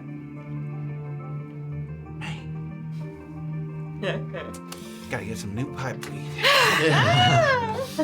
Keep walking. Goes back. So Doxley, Illien, and Annabel can reconnect there. And TC, are you coming back around the bend as well, back into town? From the bluffs there? From the bluffs there. Is there kind of a spot along the path that I don't know, there's no benches or anything, but maybe a spot that somebody might come off and find a big boulder to Yeah, there's rocks around and stuff. Yeah, or like overturned logs and things. You like right there at the tension pass. Is that yeah, kind of, yeah. Sure. I'm gonna take a few minutes to like, I'm gonna use another healer's kit. Okay. For like my leg, and obviously it won't heal it, but like just a little something. Touching it up a little bit. Touching myself up here and getting myself. Honestly, like when you stem the bleeding and you're able to do so with a little bit of time in the healer's kit, as you do so, now it like kind of looks like you took a bad fall again. Like it looks like you kind of fell and hit your head on something. Like it's not like there's cuts, but it's not obvious that someone like slapped. It looks like you tumbled again. Like that's what the appearance of it. You know me, tumbling sea. I should have saved that one. That was good. Okay. Just a tumbling chooch. Tumbling chooch. All right. That's a use of the kit. And then, what time is it at this point? Like, I mean, the wagon when probably 8-ish, 8:30. Like, but Good as Gold is starting to 9. Yeah. Some businesses are starting to open at this point. Okay. Yes. I might actually make my way there. Okay. Are you purposely trying to avoid sort of the busier parts of the thoroughfare? Yeah. Okay. Then I won't say you run into them. So you three reconnect, sort of having all played your parts here. We don't got a lot of time. You guys know where TC is? Because I got to debrief you. I got to contact the prison, and I got some good information. You contact in the prison? Yeah, baby girl, how you think I found out about this shit? Well, the whole point of us doing this is so that we root out any leaks within the prison. Not my contact. The person from the prison who told you that there was a mission. He's safe. He's off the list. He's not a leak. Oh, he's definitely a leak. I'm saying he's off the list. He's a leak we won't be plugging. Yes. Well, please don't mention his name. And I actually have to go over to Samson and Samson real quick. All right, let's all go together, because there's some stuff I need to pick up. Great. Let's go. Come on, Neil. Yeah, Let's go. let's go. Good job, everybody. Yeah, great Thank job. you. Good teamwork. What the fuck did you do to Bernard? He was a little confused and hot and feverish. You lying sack of shit. Oh my god. Baby. Baby boy. He was feverish, I assume. Sat him down. Baby boy. We'll talk later. All right, keep your secrets. I start to head to Samson and Samson. The first to arrive is TC. He sort of gets over there a little bit before the rest of you. Good as gold. And you find that this is a very pleasant time to stop by Good as Gold. It's not entirely empty, but the customers, it's a little calmer here today, a little better spirited when they're buying sort of goods in anticipation of a day of prospecting, rather than sometimes at the end of the day the people in there are replacing items that are broken. So there's a little sort of grumpiness or sort of dissatisfaction. But here in the morning there's a little optimism. People buying stuff sort of ready for a day out in the stream or in the mines there to sort of strike rich, as it were. As you look around, you see a new, more permanent sign has been erected above the entryway. That used to be a cloth banner, and that fell down in the storm. It got torn down, and it says "Good as Gold" in big bold letters. And underneath it says "Brunkhollow's best goods, better than that other place you're thinking of." So it has a little cheeky tagline underneath it. Now it's been carved. It is better than that other place. So you approach Good as Gold there, and Head up inside. Oh, good morning. It's good to see you, Mr. Welker. Good morning. Bright and early, I see. Yes. No doubt a day filled with good plans and prospects. Always. Is there something I can help you find? Or do you know what you need? Mostly, I could use some more bolts for my Of course. hand crossbow. Yeah, a case of bolts is 2 gold for a case. I'm gonna get 3 cases. I guess I'm not bringing that with me on this thing, but Take it with you. 3 times 2. Yep. Bolts Gonna be 6. Thank you. Gonna have a spotter. Also, forgive me. You've already given me the aces. No, I still have the 300 gold. Okay, so I don't know about that yet. Never mind. And a case is 20. I don't know if you already knew that, so you just bought 60. Oh, I didn't realize that. Okay. Did you not want that many? Yeah, I'll just get 2 cases. then. Yeah, it's 20 bolts in a case. Okay. 20 bolts. 2 times 2 is 20 times 2. This is all very important. Planning on doing some hunting, Mr. Welker. Well, I never like to be caught dry, Yes. as it were. Yep. I think that's all for today. Actually, Of course. Please stop by any time if you think of anything else. yeah, there may be. Thank you. And as you're turning around to head towards the door, this is indeed when sort of 3 other people. In addition, as you guys are getting closer, just outside Good as Gold, and sort of in his own sort of business, he's crouched down by the side, so TC sort of didn't notice right away. But as Doxley happens to know who she might be looking for, there is a sea elf outside of Good as Gold, just off like maybe 10 feet to the left of the door. Long eyebrows, lean physique, and he looks to be packing what is maybe some newly acquired items from the general store into a large sort of hiking style backpack. Nothing out of the ordinary, just preparations for maybe an extended jaunt into the wilderness. He's got some climbing gear, see some like a quiver of arrows, tinder boxes, water skins, flasks, that kind of thing. He doesn't see you approach. He's, again, facing away, and he's crouched down by his bag. He's, like, stuffing stuff into the bag. And you notice that he's kind of mouthing words to himself as he's kind of kneeling. He's almost kind of, maybe not practicing a conversation, but you know the last time you saw him, he was a little rattled, so he's, like, it seems like he's trying to focus himself. He's sort of like, another day. He's sort of calming himself, getting him ready, so that he's sort of muttering to himself, mapping it out. So you can see that. And you don't recognize him, Annabel, but you can tell that it's Niall. This is Niall. Okay. Yep. And I've met him, but You have, yeah. So you just didn't see him as you were kind of entering there because you weren't looking for him. I think Doxley's gonna just give Illien a little nudge as they're walking. You said there's stuff you needed to pick up inside. Yeah. All right, let's go pick it up then, I guess. All right. I'll just wait outside. So the 2 of you cross paths with TC. So he separates or something. A little shopping to get things off your mind. yeah, I think everybody's gonna want to get some of this stuff. and into my pocket, yes. Although it did occur to me, literally as I purchased a few things, that they might not be able to come with me on a They won't, but you particular- know what can come with you? Tobacco, ether, spices, and some basilisk urine. I think everybody ought to pick up some of that. Astute. I like your grocery list. Thank you. Okay. I'll certainly put in for a handful of each of those. Sure. And, Yeah, I guess I will too. Prisons have different currencies, Illien. Oh, I'm well acquainted with how people want prison. Oh, really? Yeah. All right. All right, let's get in. Okay. Do you mind covering me and I'll spot you? Or Do I notice okay, this guy that's hanging out? She hasn't gone over to him yet. I'm not flirting with him yet. Doxley hasn't sort of separated yet. I'll cover you. No Thanks.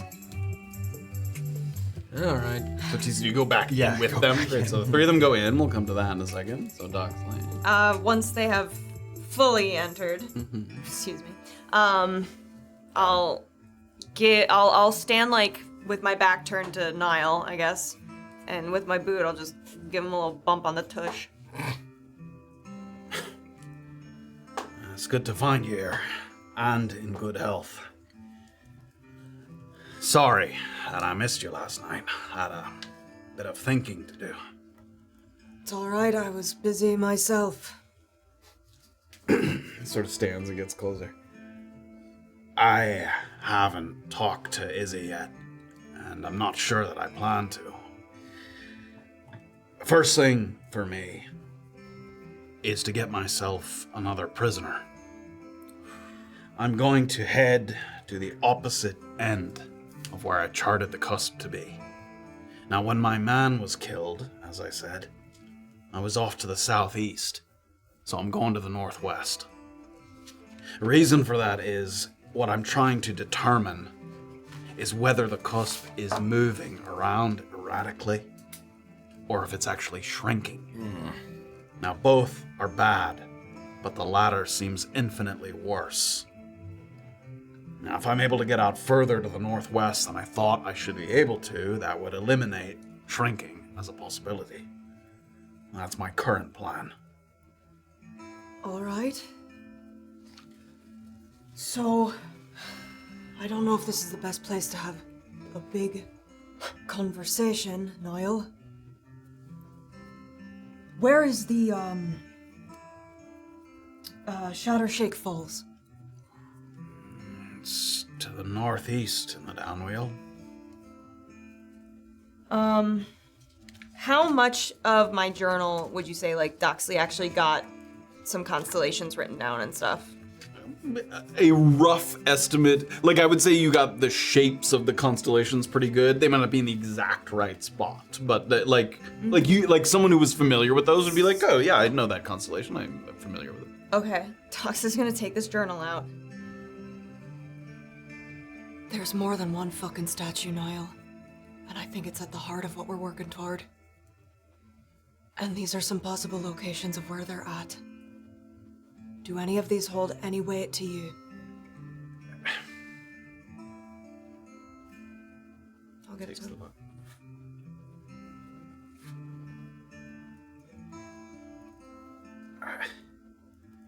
So, is this a map? I don't understand. If you're... Picture you're flying over Brunkhollow. And you're looking down. And which one is the statue that we know?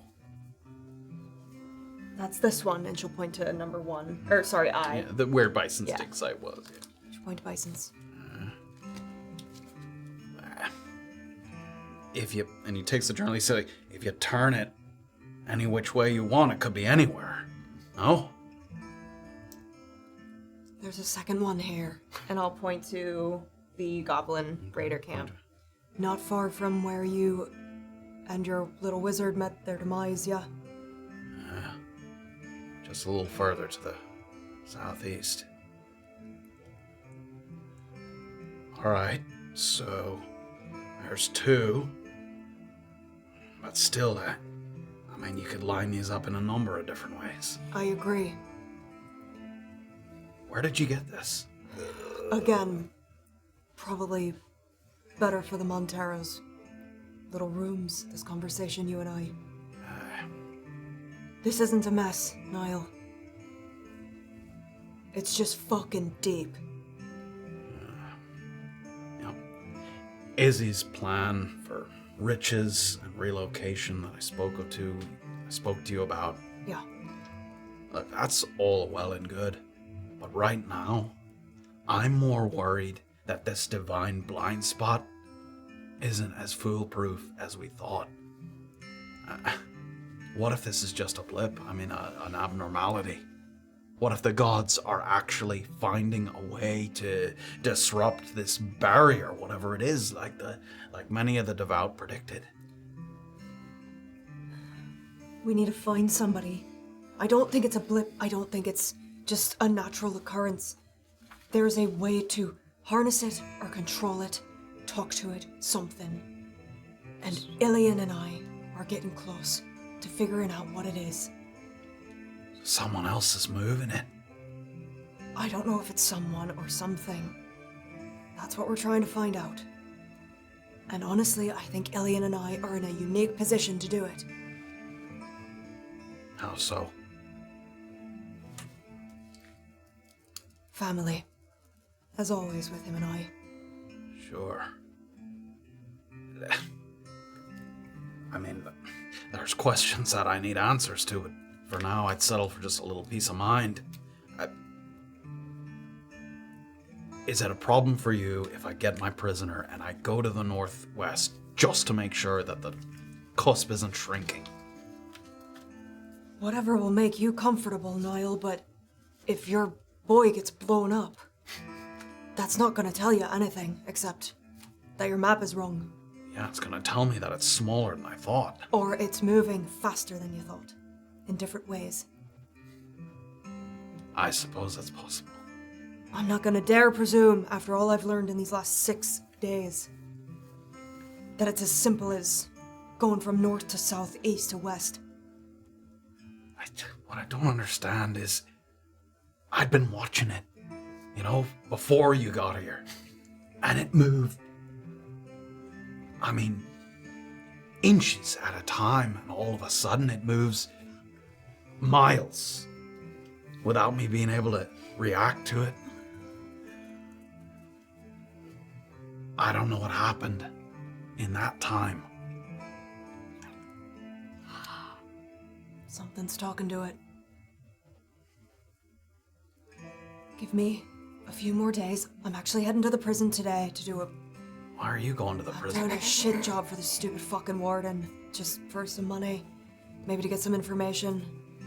Maybe see some family. You've got a few in there. Yeah, sure do. But anyway, I'm gonna be gone for about a day or so. That's fine. I'll be out for a day or two as well. But when I get back, I think we should get my charts out, right? See if we can't maybe take our best guess at where the center of this area lies or how these maps line up. I don't know where you got them, but All right. we need someone who knows the Downweald better, and I don't mean know as in explored it, because I'm as good as any in that capacity. I mean, I don't know what I mean. How would you feel about making sure that a little piece of our property doesn't get snatched while we're in the prison? I could do that. Might have Illien give you a key. Swim as deep as you can. Leave some shells. We'll be able to find it. Where am I putting it? Where's deepest? The best spot that's not moving water, which is obviously problematic, is probably where you fucking found me. The Heron Lake, a little bit south, before you get to the swamps. Great, let's do that. And make sure no fucking wood elf's following you around when you do it. Like, gives like a paranoid kind of like, what else fucking everywhere? You remember Romo Klein? Yeah. Doxley. Give him a little stare. All right. And lastly, if the warden gives you shite about losing this other prisoner, blame it on the goblins. Lost one of our own fighting them down in the south. Losing him is losing him no matter what, but sure. I'm gonna have to beg either way. Who's this prisoner's name? I can ask around for him while I'm hanging out in the prison. I don't have a name. I plan on asking them who their most disruptive prisoner is. Take them off their hands for a while. All right. Good luck. You too. When I get back, we're gonna need people. Not just me, not just you. I mean, it's not a two-man job. I agree. All right. Oh, Whistler and Myrtle, for sure. And you recognize those names. Your cousin Trent was in there for a while, but he might be out by now. It was just a smuggling charge. So the two names he gave you, Whistler and Myrtle. Old Wally Whistler Tyrun. Whistler's his nickname, Wally Tyrun. It is your dad's brother-in-law, so your dad's sister, her husband is Wally. And as is not terribly uncommon in the Tyrun family, people marrying into the family often take the Tyrun name because that has advantages. So not a blood relative, but Wally. And then the other one is Myrtle Sweets. Myrtle Sweets. Again, not a direct relative, but like Niall and Pike and Addie, she's been working for the Gorianon for a long time, like bleeding Tyrun Blue type of person. So some very, very familiar names, and then you have a cousin Trent Tyrun as well, but he seems to think that he might not be there. Okay. Whistler was providing safe passage for a votary sailing to Saywall, and he set up an ambush at sea. He was hoping to both rob the bastard and play the hero for some additional good graces. But things went belly up somewhere along the way. Ended up getting tagged for it. We can't all be Tyruns, can we? I guess not. And Myrtle, not unlike your friend Ondine Shaw, he was trying to rise through the ranks of the City Watch, but she may have overplayed her hand. She tried to bribe the wrong person, wound up in a cell. So Whistler and Myrtle, they're in there for sure. All right. What was Trent in there for? I don't know. Something smuggling related. Sure. But those charges don't have too long of sentences, so, like I said, he might be out already. Yeah, or in longer for bad behavior. We'll find out. That's possible. All right. Now, those are the proper Goryanon that I know of. But there's others in there that are gonna recognize you for sure. I'm sure you thought of that. Yeah. I'd stay away from a group that calls themselves the Cast-Offs. A number of them were displaced by your mom and dad when they made a play for the harbor. Several of them wound up with lengthy prison sentences as a direct result of your parents bribing a few witnesses to make sure they wouldn't continue to be a problem. Bring it on, cast-offs. Keep your wits about you in there. Sure. Beyond my obvious desire for my friends and family to stay safe, I'm gonna need you in the coming weeks. Till next time, kid. Great. If I want to drop off that key. It's not something I'm just gonna leave on your doorstep. Leave it with Vincent at the music box. Got it. Put it in something so he doesn't know it's a key.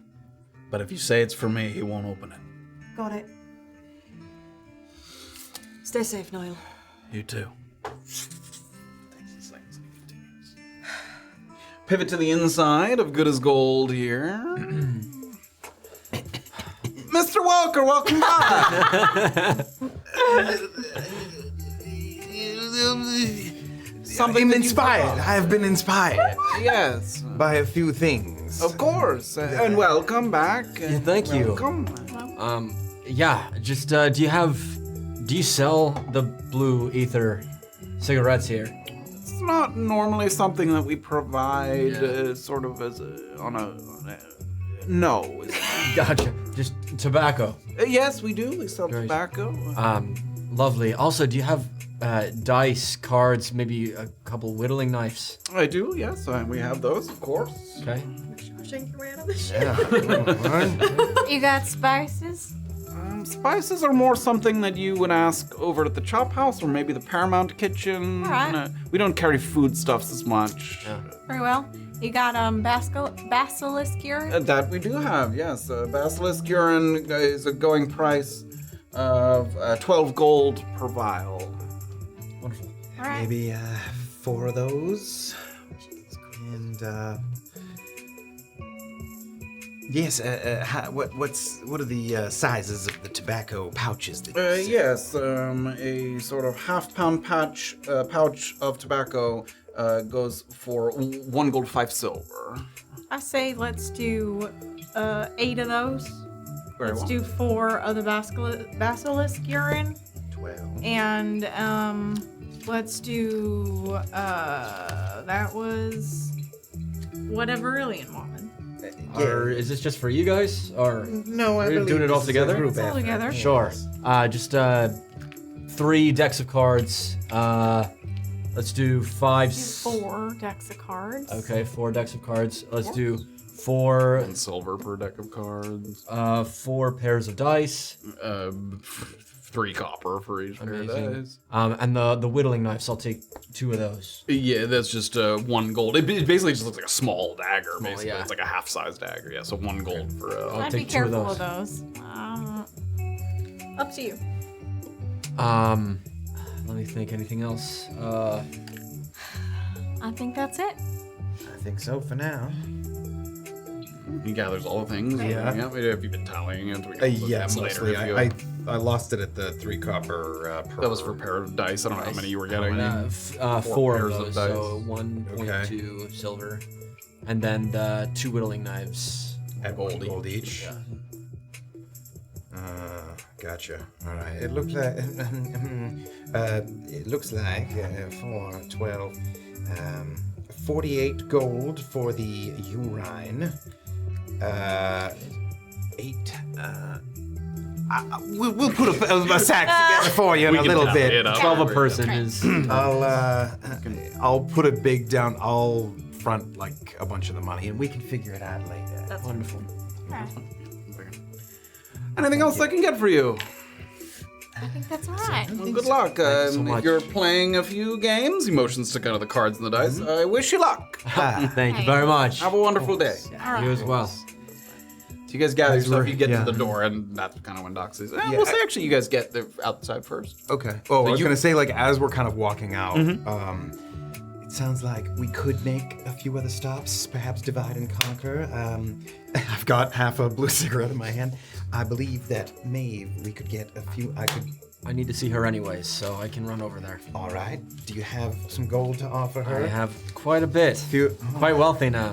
Wow, I'm very, I have 13 gold. very proud of you. And then the spices. You wanted some spices? Yeah, let's all go together. We'll go back to the Paramount. All right. Wait. Are you sure that we couldn't save a little time? I haven't. One other place. No, let's all go together, I think. We'll gather up Doxley. I'll go to Maeve's on my own. I'd like to go with you. And I'll Really don't do that. and I'll be honest with you. I mentioned it earlier, but I wanted to stop by Josie's before we left. I already talked to her. About what? Morna.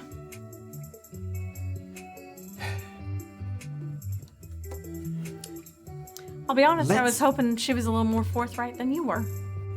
It didn't pan out. Well, I've got a few things that we can discuss as we all go to the chop house together. All right, again. let's wander on over and then you can go. But I will need to collect things for you because I gotta fill you in on what the deal is with the prison. Just to save on time, I'm going to Maeve's. Alright, see ya. I gotta fucking tell you what's going on. Don't Get your fucking spices. split up. Get your spices, and we'll meet up so that we can get it all done. All right, I'll see you later. He does that Illien sort of sometimes. breaks off, and you just as you're finishing up with now, you see out of the corner of your eye, Illien sort of heading in that direction. Do I see the end of this interaction with them? You can see them talking to each other. You don't hear anything, but you see the two of them kind of quietly, like he gives her kind of a grab on the shoulder, and they nod to each other, and then they separate. So you see. Yeah. All right, How'd it go? great. We gotta get some spices, and Illien's trying to track down some aether. Great. I was kind of hoping to grab a book while I was in there, actually. You know, get a little reading in while we're just sitting around in a prison. You can't take the, well, I guess you can take the book in if you want to leave it with my contact. Yeah, I'd love a book. You're a big reader? A book. Well, there's not many, as you heard my brother lamenting that there's no library in Brunkhollow. Did you have something particular in mind? I have got a little book of prayers that you could take. Oh, you do? Prayers. They've inspired me a time or two, I will admit. Sure. Really? Yes.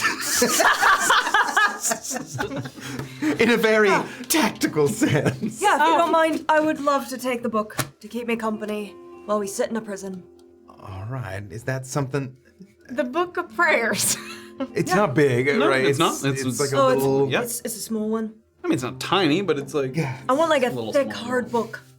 You know, one that you could just spend days reading. Doxley, I wonder if perhaps that's something we could. Maybe they have a library in the prison. What I'm getting at is if we're going to smuggle a few things in, I think a book would take up too much space. Unless you want to cut a hole in the book and fill that with things, and that might be a way to smuggle things in. Is that what you were going for? No, but that's a great idea. Oh. Could we do that? I don't know. How much things? How many things can your contact get inside? He for said, us? and I quote, "I ain't a pack mule, but he can put something in a backpack. I'm sure one book ain't gonna kill him." I hold up. We've got 4 jars of urine here. Like, and those aren't. I think he said a couple things per person. Okay. Per person, yeah. Again, I think the important things are these tradables. Yes, no doubt. Maybe the book can. If people have something personal, but real small, they want to make sure they have on them, or any gold, they can give that. But there will be interest. And I believe I ought to tell you his name so that you don't accidentally. Don't want to know it. No, but I really think I don't want to know it. Well, it's That's not a good idea. Perhaps tell us afterwards before we make our fine. final report. very well. I'll tell you on the way over to the prison. Y'all are fucking cagey. As I was saying, Yeah. I would still like to go and see Josie. She ain't gonna want to see you. Tissy. Well, nobody likes to see me these days, I suppose. That's Yes. so not true, Tissy. What were you going to say? I was going to say, if it makes you feel better to go see her, you should go see her. Sure, me and Doxley can hang out. What's this? We'll get the spices for you. What do you do? This was something that our dear departed had on her. And I wanted to see if Josie knew more about it. I believe it is where it's gone. Did you like that trick? Here's it in its back. This is the kind of stuff I'm going to use when we're in the prison. Sleight of hand. Magic. I believe this is where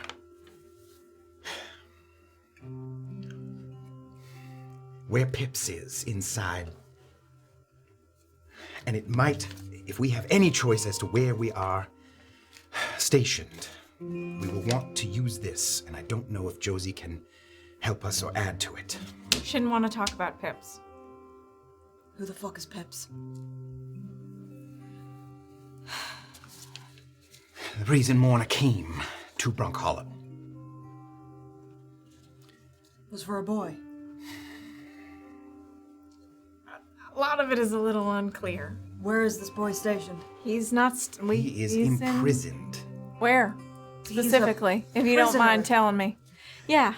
He's not a guard, he's a prisoner. He's a prisoner. She was trying to get with a prisoner. I don't know if she was trying to get with him, but maybe. What was she trying to do, TC? Why don't you come let Doxley in on this as well? Believed that he is why she has no hometown or family, and why she was stricken the way that she was. Stricken how? If we are about to go on a mission to a place where we could all get ourselves killed at a moment's notice, I would like to know what you know, and then I can provide some help. This man- Especially about this man that we both have a mutual interest in. This, I say stricken, because if you knew anything about her, you would have known that she hated what she was capable of. What was she capable of? God's damn me. Fucking magic.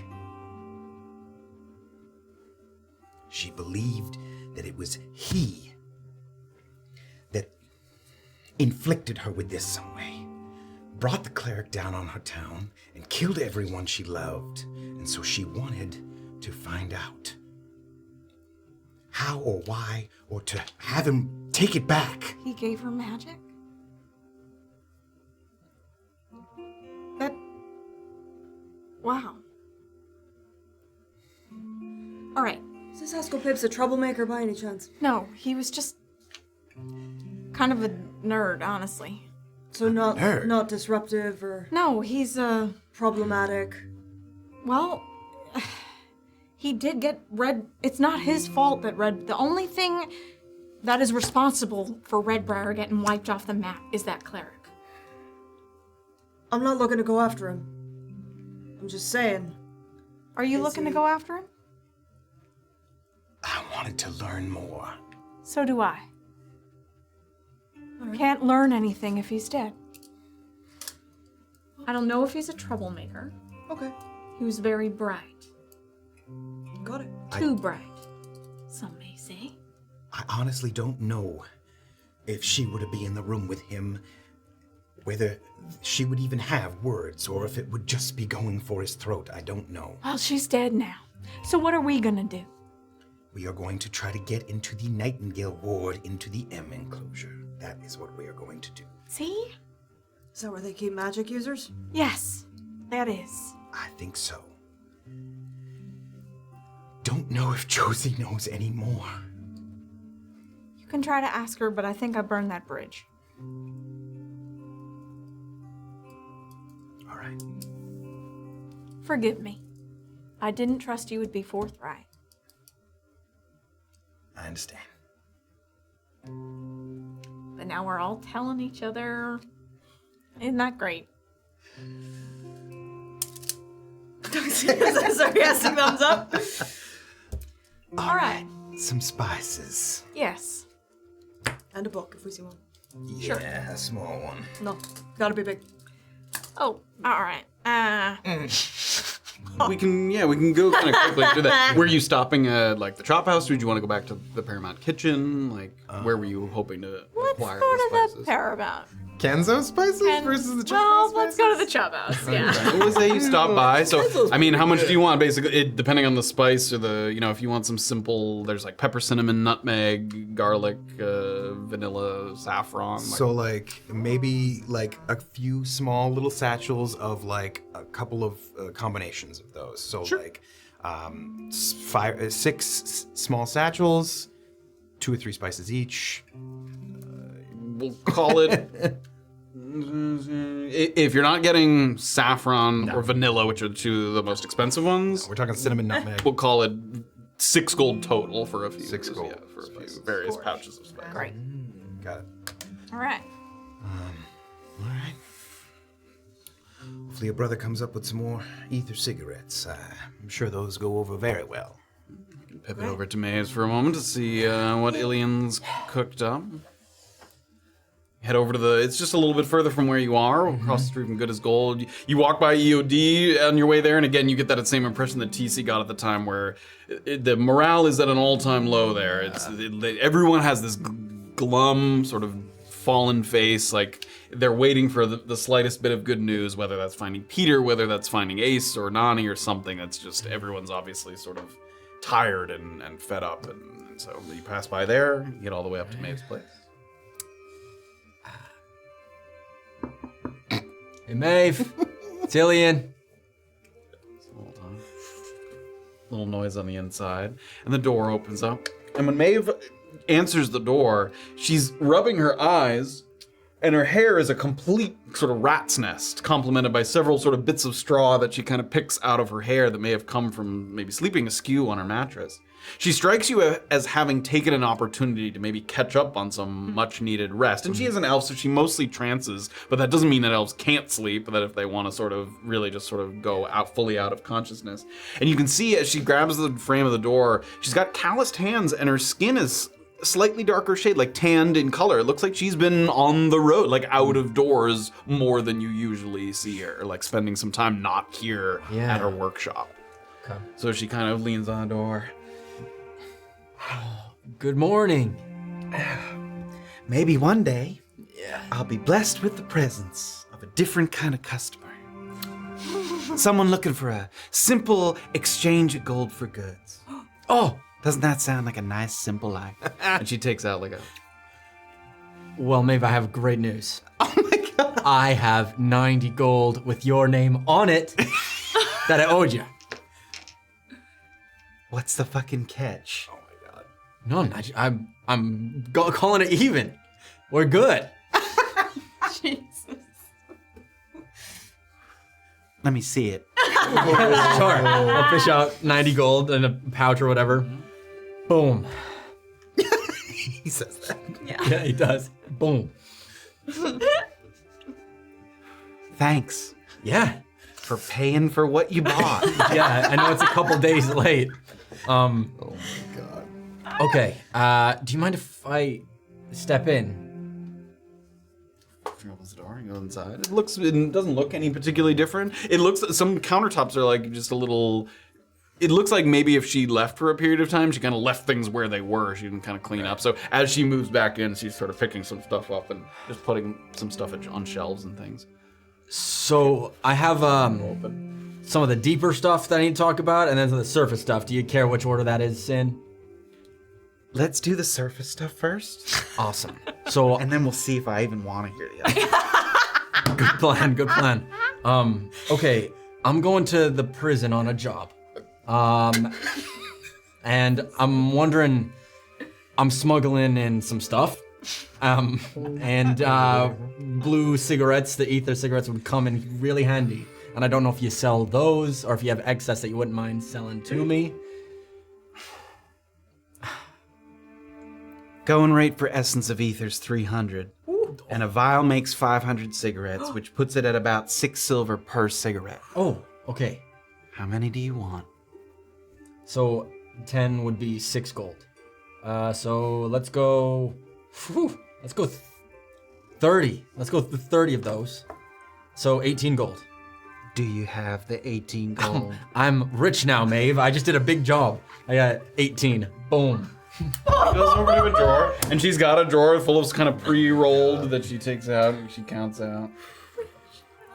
And they're not in a pouch or anything, they're just like loose, and she Okay. hands them to you there. Great. I figured honesty was the best policy, so thank you. I know you don't usually like selling these types of things usually, right? But anyways, that was the surface stuff. Now, I've been meaning to try to find you since Kate left. And you were out of town or something when I came to check in.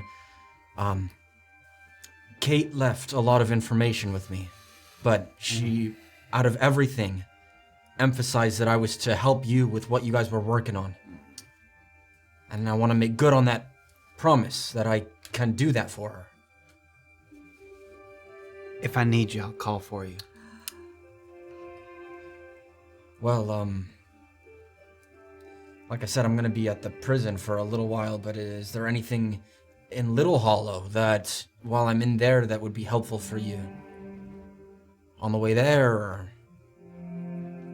I still got quite a bit of considering to do as to whether or not I want this to be a group project at all, I see. or whether I'd prefer to just go at it alone, Well, like I always done. well, from the way it was worded with Kate, and you can tell me to shut up whenever, but Shut up.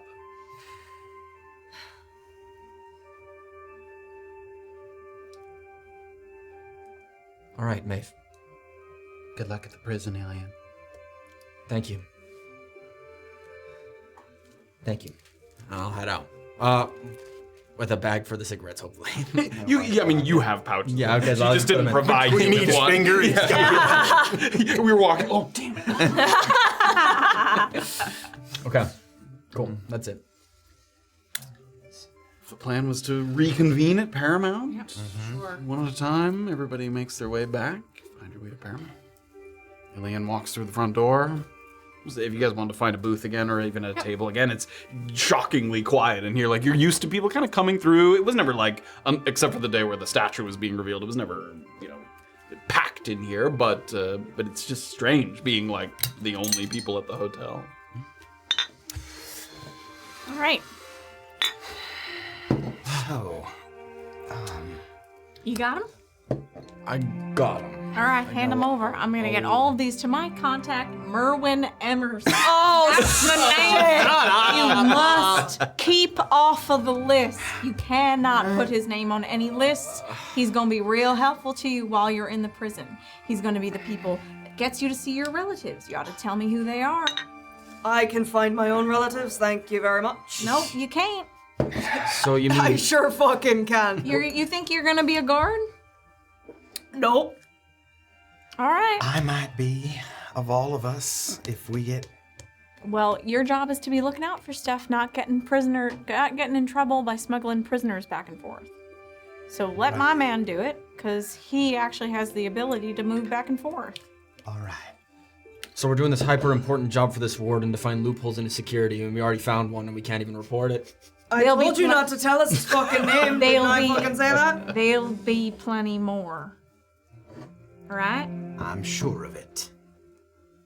Don't you worry. There'll be others. What is it about this person, this informant? Jameson. His name was Jameson. Yeah, sure, call him Jameson. Sure. Why is he the special one? That we can root out everyone else, but not him. Because he's the one fucking helping us, you dipshit. We don't... All right. Sure. Right? If I He's not helping us. Now, who do I give these cigarettes to? That's a good point. I suppose you'll find out if we get that stuff on the inside, whether Listen, you can trust him. My mission is not, I will find out people because I want to get the gold, but I don't really give a shit about money, if I'm being honest here. I'm not sure why you two are doing this, but you seem to want to see your relatives, so that's nice. And you want to see Pips. I do too. That's the real reason for us going in. That was probably Morna's real reason for going in. So, Merwin is the key to that. You're gonna play nice with him, because when people help you out, you don't stab them right in the back. All right. At least I don't. Do you? Do you? I would love an insight check on On what in particular? her saying I don't stab people in the back. Give me an insight check. It's a little... I have never once used a knife in a back. 15. 15. It is a little vague, the sort of what you're sort of asking for, but you do get this a sense of fierce loyalty that you sense in her for sure. She seems pretty serious. There was a little sort of joking or talking, but she sort of snapped back at Illien pretty sharply. Like she seems convicted and definitely loyal to the people that are helping her for sure. Merwin Emerson. Emerson. All right. What? Say it. No. You're just asking if I would stab anyone in the back. When I give my word to do a job correctly, I follow through. But if I can be convinced that Merwin is good enough, and he's doing this for us, I will do my best to do a better job without turning him in. You're tricky. All right. I'll see you all in a little. I'm gonna run this over to him. And I will leave them to conspire without me. You walk away and then you're like, just to see if they say anything. I know they are. I already know those bitches are, but I'm gonna go try to find out. Back to the butcher shop. Anything here while Annabelle skitters away? Here, 100 gold. 100 gold. What's this for? A certain friend left this, I guess, as a part of a split, with some other items. So, Who? there you go. The big A. People are looking for some people. Nice. Yeah. Big Big a-hole. The big a-hole. Another 100 gold, you say? I don't want her to say her name, but Smace Smatum Smoke. Madam Smoke. Well, I suppose she won't need it out in the wilderness. Well, did you get to clearing your mind?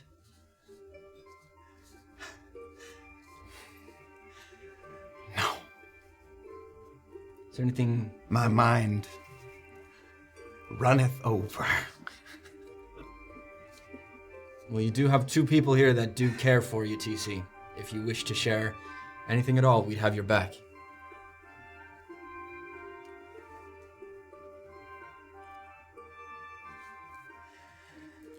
There's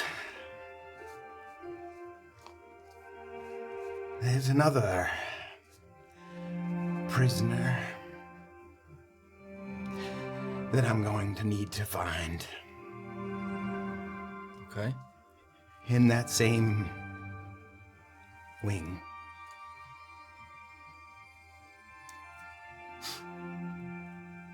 Somebody who might know more about the statues. Great. That sounds like a great person to get into contact with. What's the hang-up? As soon as we get back from the prison, I will need to report that information. Up the ladder.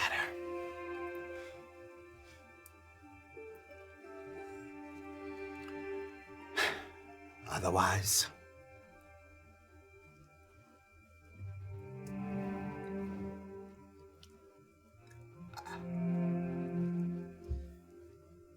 Otherwise what, TC? What will they do if you don't follow Otherwise, might as well not make it back.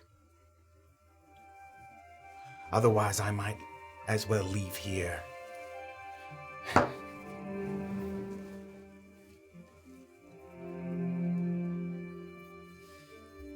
You know this person. Stick close with us. Couldn't we do something? Offer something, some protection.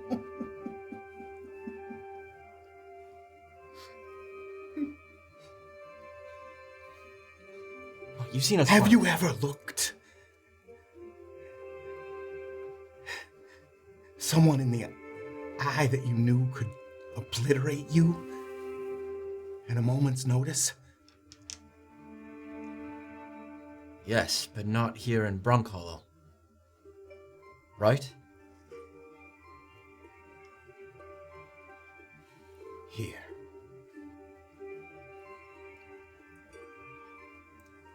You're saying we wouldn't add up even a little bit. All three of us together. 4.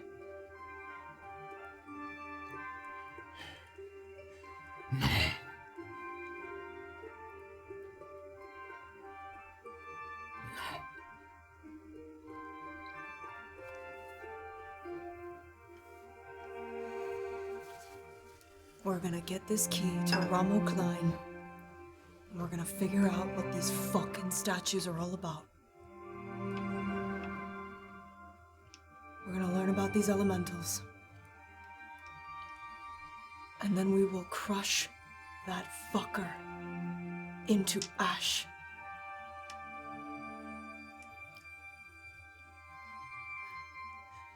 I love your confidence. I rarely leave home without it. TC, can you look me in the eye and tell me that you won't go and backstab Doc or I? If you can tell me that, then I will put my 100% trust in you from here on out. But I need to know if you are actually on our side.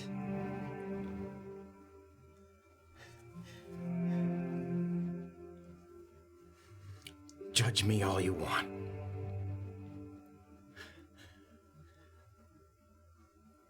We've all done things here for self-preservation, no? Why do you carry around that big fuck-off sword? To keep yourself alive.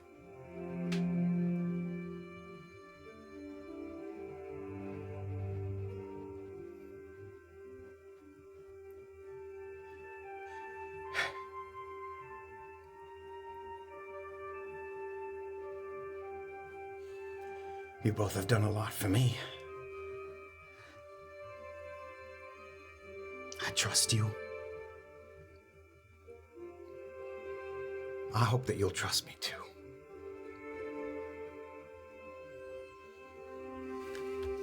Doxley takes out her hand and holds it open on the table.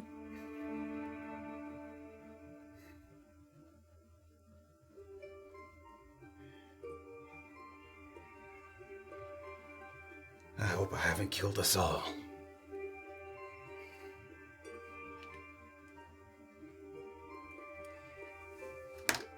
You'll come around, TC. When all this is over, we're gonna make clerics kneel.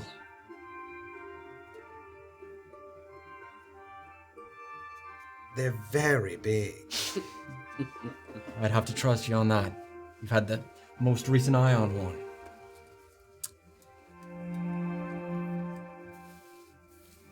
Two quick things. Now that we've gotten that out of the way. I was thinking of leaving our package with Niall, so that he can put it somewhere secret and somewhere safe until we're back from prison. You want me to part with the key? You gonna take it into prison? Are you gonna leave it in our hotel room? Where are you gonna put it?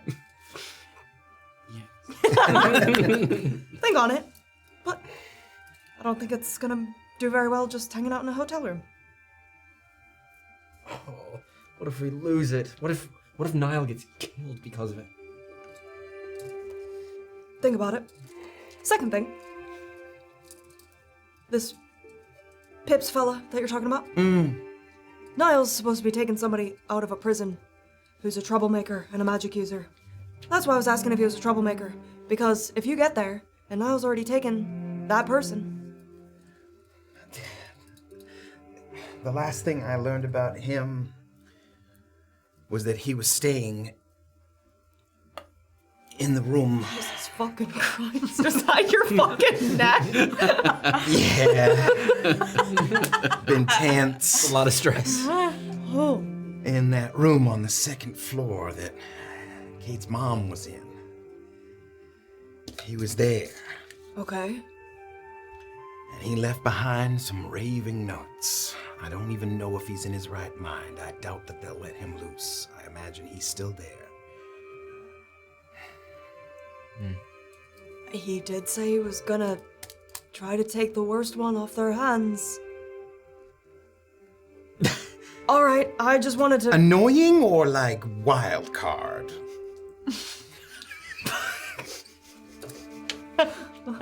Personally, I don't know if I see a difference there. Wild cards are annoying. Yeah. Anyways, I just wanted to flag that for you. Alright. He might not be there. Alright. That would be very disappointing. I'm sorry, Niall takes magic users out of the prison? Yes. Yes, he does. Surprise! So, as Niall, he's in charge, he's tasked himself actually with sort of finding the cusp, finding specific locations of the cusp. And his method of doing that is withdrawing magicians and people I don't who- think they like to be called that. Witches and wizards, I believe. out of the prison. It's that step 2. Step 3. I'm sorry. It's been a big day already. It's barely morning. I haven't even had my movement yet. I can't handle bad news. I had a good BM. It could be. Good night's sleep. Taking him out of the prison. I'm sorry. Can I not? What's wrong with my face? You're crying! Oh, goodness. Okay. He takes him out of the I obscure myself from your business. Doxley tells him how he does that. I realize I am a pathetic He takes him son. out of the prison. He has him cast magic where he thinks that the cusp might or might not be. And if a cleric shows up, then he knows that it's not the cusp. Kind of like we know that we had Morna outside of the cusp. Because of what happened? Yes. Yeah, exactly that. So that's what he does. Wow. There you go. An adventurous sword. Yeah. Give me some. Yeah. We've been Oh the whole no. time. Sloshed at 10 a.m. 10 a.m. We do still have a job. It's like watching the We are still going. Okay. I, for one, feel much better. Oh, do you now? Yeah. I was nervous, TC, but I'm ready for this whole mission. All right.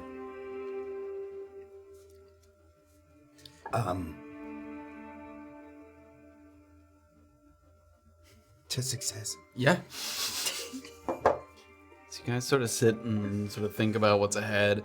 We're gonna do a little bit of housekeeping because we have to get to TC's exit point. A couple quick things. You're going back to the butcher shop. Yep. Is there anything you want to tell Merwin that he doesn't know already, or anything you're handing him that you weren't already I'm planning to? gonna hand him my keys The two and keys? 50 gold. Okay. and I'm going to. No, they didn't tell me anything, so then I'll just give him all of the All the shit. stuff you bought. Yeah. Great. He raises an eyebrow a little bit at the amount of stuff, but he says he'll see what he can do. He tells you that he may not be able to get it to you all at once. fine. That like the amount of stuff that he might have to sort of, because he kind of hides it in little objects and then hands it off, so it might come trickling in at various times. Yeah. Like Santa coming down. Totally fine. And I'm going to. Is Bernine around? Yeah, she's around. I'd like to leave my bow and paraphernalia with her. You may. She promises to keep it under watch. Yeah. And make sure that nobody tampers with it at all. Yep. A reminder that sort of built into your bow is you're sort of using that as a focus. So anything that any spells that require material components, Yep. you are unable to cast. Oh right, that was what I was gonna see if I have a question. I wondered if I could leave in a pouch my material things. Your like material. feather, piece of fleece, tiny valve, silver, all that shit, and the keys in the pouch, and just be like, this is mine. You can tell Merwin to try and get that into you as well. Yep. Okay. You can do that Cool. component And he pouch. has all yes. my little. Great. So he's got a component Material pouch, things, and just know that until you get that back in your possession, anything do that it. has material component, you're not able to cast. Got it. Give him the little knives. Is he gonna? Yeah. Did you? The whittling knife? Yeah, he mentions that he can sneak in smaller objects like that, but he cautioned that that may be one of the later items. He'll sort of Can gauge you use the that temperature. as a dagger? Like, is that effectively a weapon? You could, like, with one piercing damage, Okay, like okay. you could do a little prick, Yeah. but it's not. It's tough. Great. You wanted to drop. Are you giving the key and taking Yeah. that to the music box? I guess we'll leave it with Vincent. All right. Yeah. Yeah, we'll put it in Find a something little nice and container to safe. put it Tell in. it's for Niall. When you go, he's a little confused at first, but you drop Niall's name, sort of gives you a nod, and he takes it and sort of, without checking it or anything, he just sort of slides it underneath the countertop there, and he says that when Niall comes by, he'll make sure to get it in his position. Great. Okay. Is everyone going to their rooms and removing their weapons, belongings, and things? Yeah. Yeah. Anything? My great sword. The letter said, anything you don't want. Like the prison, they have like a holding. They will take your stuff and hold it, but anything you don't want them to be holding, you need to leave behind. I'll keep a dagger with me. But Okay. other than that, Yeah, I get. I mean, they will probably take that that's from you, okay. but They For can the hold on to walkover? it. Yeah, I was gonna say I'm For gonna the take walkover. my dagger too, because we're going through the Downweald. Correct. Oh, sorry, we're going through detention. detention pass. pass. Yeah, Yeah, I'll take it. Sure, I'll bring a dagger as well, just in case. little just personal protection along the way. I mean, yeah, dagger. I mean, I was thinking about taking my short sword. Like how much does short cord cost? 10 gold? Short sword. Like a standard. If I did have to replace it. I mean, sword goes for about 10. yeah, 10 I'll bring my short sword for the journey and like happily hand it off. God, yeah, I'm not gonna bring any of this fucking shit. Yeah, I mean they do prisoner intake. Like anyone who was arrested with items, they put their stuff aside so they can't have it. You notice that TC isn't been using the cane really. Hey. Yeah, I won't bring the cane. You guys put all your things aside, and you reconvene just outside of Detention Pass there on the eastern end of town. Reconnect. You look to each other, sort of unburdened, a little like less stuff sort of on you, just sort of small weapons on your hip in a little sheath by your side. Off we go. The next great adventure. Yes. It's kind of strange, almost unnerving, to leave the boundaries of Brunkhollow with so little in tow. Barely anything in the way of weapons other than a few small daggers and the short sword. No supplies, backpacks. While it's somewhat nice to be free of the extra heft, you feel a little lopsided, like you're almost like leaning forward over the fronts of your boots to compensate for weight that is no longer on your back. Everybody that you pass by has weapons because it's not unusual if you're traveling outside of town. People have short swords, daggers of their own, as well as some people at the very least have like a pickaxe in their hands that they could defend themselves if they need to. So it feels like you're about to show up to a party very underdressed as you look around and see everyone with all their equipment. As you know very well at this point, the walk down Detention Pass is fairly safe, but it's also fairly long. You'll You'll be passing by several trail markers that lead off the road in various directions. And eventually you'll be moving alongside Clinker patrols as you get beyond the halfway point. For now, you have only your thoughts, a little company of your companions, a very curious little group that's been assembled here for this delicate task. As you move along the pass, there's dozens of laboring types that go by on their way to what you presume are dig sites throughout the Downweald. No, none of them really do much to catch your eye until there's a group of maybe a dozen or less people, maybe like 8 to 10 people, coming in the opposite direction, and they're panting very heavily. And they're yelling at people to get out of the way. Whoa, get out of the way. And one of them stops briefly. One kind of runs over to the side of the road and vomits on the side of the road. Have we gotten up to? They're a little bit ahead of you. Yeah, just a little bit. You heard the commotion first, but as they get a little bit closer to you, you can see that at first it looked like they were wearing kind of tan and brown clothes, but they're actually covered head to toe in a thick layer of mud. And you're approaching the point where, when you were with Ace, you turned south toward the Braided River, and it occurs to you that this group might have run into a similar threat, like the Mud Hulks, yes, that ambushed you as you attempted to cross the river. So they're covered head to toe. Some of them are like a little nosebleed there, bruising on the head. Again, one kind of, as that person that vomited up, as you're looking closer, like they're vomiting up like mud, like they swallowed sort of dirty water and mud. And as they're moving through, one person who's kind of in the lead and kind of shooing some of the wagons that are coming the opposite direction. I'm like, fucking mutters, not an hour outside of town. And does anyone get anything fucking done in this shithole? And he's like kind of pushing people as he goes. They're just in a foul mood. Like, not only their safety's been compromised, but you can imagine maybe they lost equipment, horses, like they're just obviously in a state of sort of annoyance. So they're all kind of marching angrily in the direction of Brunkhollow down. Not angry at anyone in particular, just angry, and they're covered head to toe in mud. So this little group of people kind of shuffling by.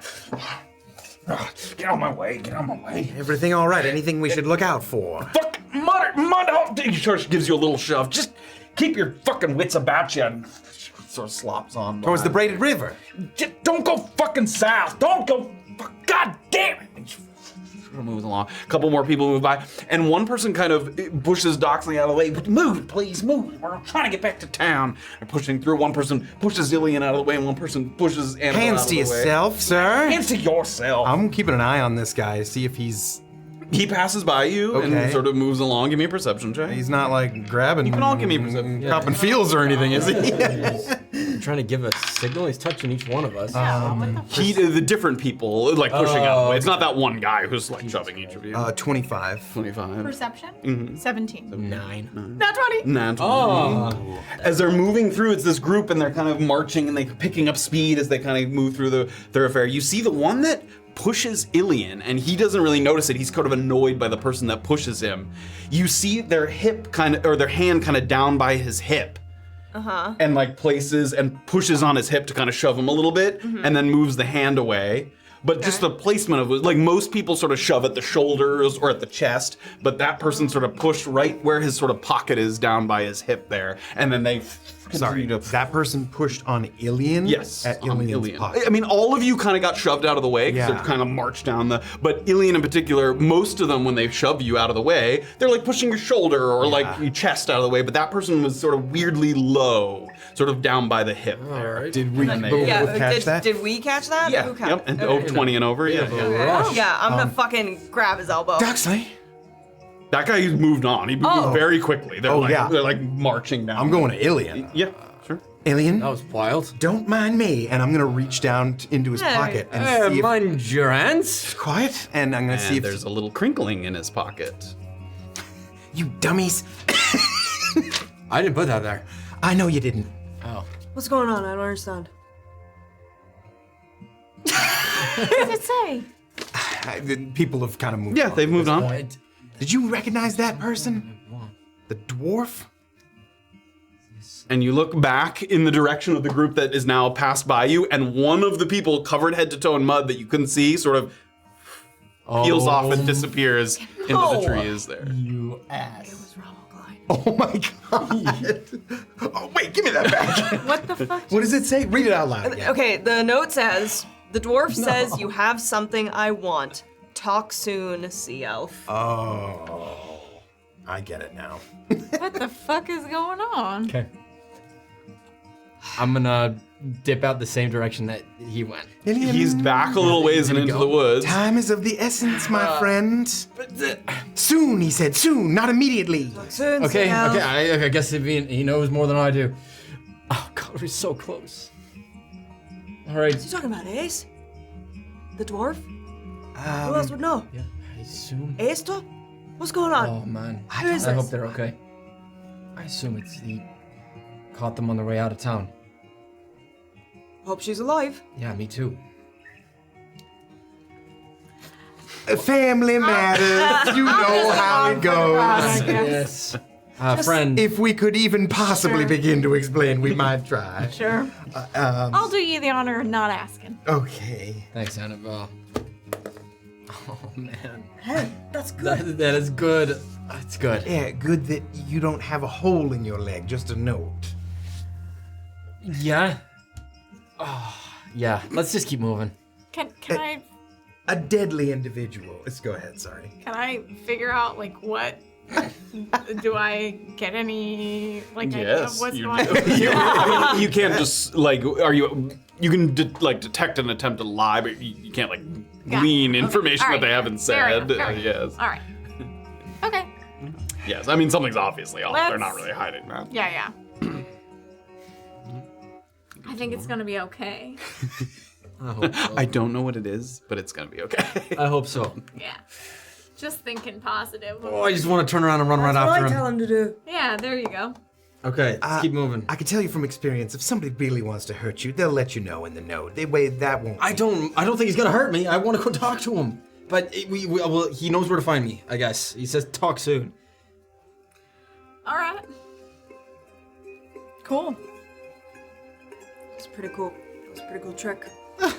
Yeah, I didn't even recognize when he got it in there. I didn't even see it. I pride myself in seeing when people stick things into other people's pockets or take them out. Damn. Keep your eyes open, children. Good job, TC. A little more walking. Oh my More walking. You get to the narrow rectangular signpost that has Brunkhollow on one half and Fort Contrition on the other, and you know that you're at the halfway point. You continue until the company that you keep along the road has flipped entirely from mismatched prospecting attire mostly, now to the identical green and gray uniforms of the Clinkers.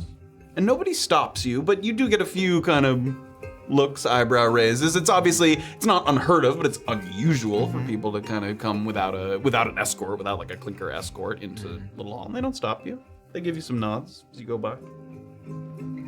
It gets very quiet for a stretch without kind of wagon wheels turning, horses, gruff laughter of some of the miners, pockets of people moving past you.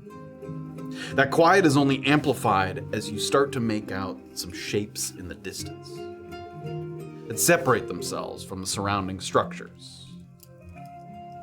There's 4 colossal towers, and one slightly smaller one, but still taller than the other surrounding buildings. And these things, at first, because they're so far in the distance, they all kind of look at the same plane, but then slowly, like, they get taller and taller as you're getting closer as they separate themselves from the buildings. And they grow, and each one must be at least 5 or 6 stories tall. They're all made of a uniformly dark gray brick. And with only a small selection of windows, it looks like they could have been carved from like one enormous slab of stone. And all of them lie within what looks like a walled section of property that sections off what you assume is Fort Contrition with the rest of Little Hollow, which consists of maybe 25, 30 smaller dwellings of various shapes and sizes. Doesn't look all that different from Brunkhollow if they didn't have this backdrop of this imposing fortification behind it. All of you, as you're moving forward, you're a little sort of mesmerized by the breadth and the size of the prison. It's easily the largest building that you have seen since leaving any of the major cities from beyond the cusp. In Perron, in Vancor, Unesia, and in those cities, the most pronounced pieces of architecture is usually like a church or a castle or a town hall, sort of a structure of importance and regality, but this one has this sort of blocky, sort of imposing, confining quality to it. It's this like bulky monstrosity that's the obvious function is to cram as many people as possible into a space small enough just to sort of contain and observe them. You're all kind of looking up and moving forward, and then you look down and you realize that you've come to a point where the road splits. So kind of one goes forward that looks like it heads toward that walled section of the Fort Contrition. One goes off to the left. There's a little rows of houses on either side of the road in that direction. And off to the right, there's a couple rows of houses on that side. So you've reached sort of a little fork in the road here. Correspondent said take a left. All right. Ready to get arrested, brother? It's been a long time coming. Come on, TC. Here we go. Take a left. You start to walk, and you're just getting sort of through these rows of houses, and the second house on the right, which the note sort of indicated, there's someone leaning sort of against the railing of that one, and they had kind of their hat down a little bit, but they tilt the head up, and it looks like Gideon is there. Oh. Good job. And he gets kind of up from his little spot that he was seated, and he meets you kind of in the street, you haven't gotten all the way up to the porch yet. Thank you for coming. I take it you all made it here safely. Sort of looks at your head for a moment. Problems?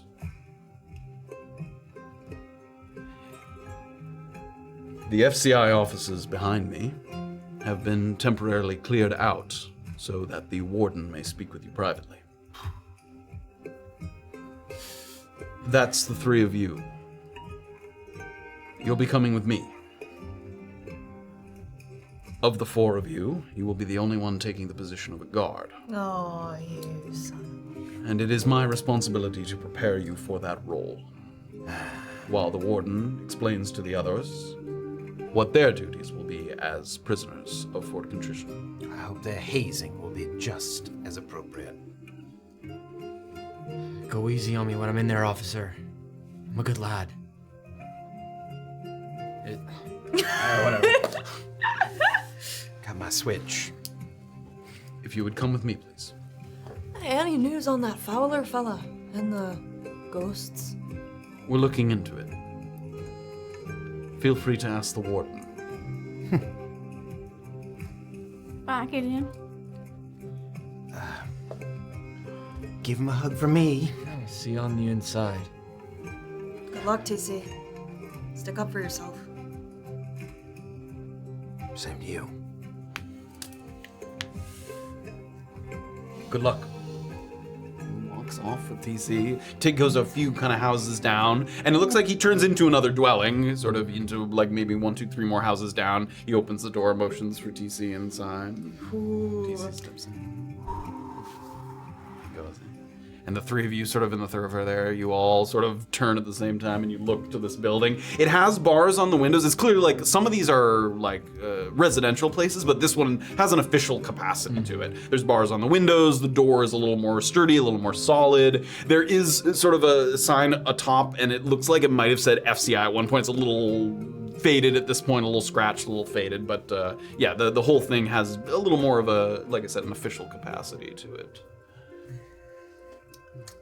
All right. Right there at the foot of the door. Pretty cool to get arrested with royalty. Let's do this. Doxley will give you a fist bump. Great. All right. Here we go. I'll open the door and gesture. After you. Oh, thank you. I'll walk right in. Inside. Yep. Illien steps inside. Doxley steps inside. And that's where we're gonna end tonight. As TC gets his debriefing, TC Clinker Guard of Fort Contrition. Oh, boy, I'm excited. Billy Club. Oh my god. Along the bars. Wake up! Wake up! Nuts! It's gone. I dropped it. Oh, no. Somebody's gonna get a spanking. Who? Oh, tune in next couple of times to find out. And we will be following the prisoners as they head into Fort Contrition Oh my for goodness. booking, as it were. Wow. And yeah, as you enter, sort of, you see the back of someone's head, and you have met him before. And actually, Warden Doxley did himself. speak with him. I have not met Yeah, the so Warden. Illien recognizes the back Can't of believe the Warden Warden. Organder's head there. Yep. I mean, there's very few people that know this is going on, so Gideon and him are sort of making sure Although that. your fucking boy knows. Enough people know. Yes, but they did not tell him that, if you remember. You don't know this, but when Oh. Annabel had her opening scene with Merwin, Yeah. Merwin snuck into the warden's office when there was like a riot, Oh, and yeah, he yeah, saw yeah. that. So the warden did not tell him; he just The knows. only reason. Yeah. Oh no, I figured not- that he wasn't like in on it. Yeah, Wow. but that's where we'll pick Wow. up. Thank you all so much. Great episode. Exciting. Ooh. Intense. The plan is working, guys. You guys Baby did steps. accomplished a number of things. You were able to get Peter out of town. Oh my god, that was my so God. fucking hard, dude. That dude shit himself multiple times. Level He's 2 got lots of spell moves. slot. Yeah, did it. thanks Wow. for spending that We for did us. it. Oh, I was actually gonna ask. I rolled a nat 20 on that perception check. Can I use my charm, which grants me 20 temp HP? Yes, read that one. We yeah, it's been- What? I forgot it. So Oh this my was her chewing a. Because I only have 15 HP. Charm of Champions. When you make an ability check and roll a nat 20, you can activate this charm to gain 20 temp hit points. Yeah, so a little surge as you sort of spotted that happen on the road, where you noticed that sort of brief handoff. There was just sort of a little surge of energy. Yeah, that it felt like as something sort of clicked in there. I felt that, and again that warm in the chest. That feeling's kind of pulsed there as that happened. I knew you were gonna go for the guy and not Illien, you dummy. I knew it. I thought I was stealing something from him. What is he? He has nothing on him right now. He He literally doesn't left. know that. He could have stolen his little dagger. Dagger. His little His dagger. dignity. Yeah. Dignity. That's what I said. I just wanted to see if he was copping fields. Well, I'm glad that you clocked it because I did not translate that at all. Oh yeah. What is the matter with you? Thank you all for sticking with us. A my little longer gosh. episode as we return Yes, thanks to so Tabletop Notch. We will miss you, Come back Anthony, next week. We will. Yeah, we'll miss you. Yeah. Any other last? Whole side of the table will be empty. Yeah, we will rearrange things. A little. We'll have a guest. We'll have 4 people there. Nobody here. Nobody touched my seat. Just a bunch of stuffed animals with cowboy hats on. Yeah. Hell yeah. Fart on it a bunch. So you won't sit on it. Okay. Did you just fart? Not Don't yet. force it. Not really. Please don't. Drop me resubscribe. Nice Pick Ross did a bit. Wrangler Spider Wrangler did a bit. Oh, this was all when you rolled in that one. Armor Crocodile Nice. did a bit. Nice Pick Ross did 20 bits. Little Credite did subscribe with Prime. You know you can do that for free if you have Amazon Prime. See Top Very cool. resubscribe. Thank you all. Thank you all so so very much. You guys. Thank you. Enjoyed the show. We're Cheers. thrilled to be back with you. We missed you. We missed you. Desperately. For sure. We did, and the adventure continues next week, 7 o'clock Sunday, as always. Oh yeah. Oh yeah, join us in the Discord too Please do. to Yes. talk about this episode. Pogodoko should be making it because our amazing mods are amazing. Thank you so much. Those mods So are join us in our amazing. Discord. Good night, everybody. Have a great week. Goodbye.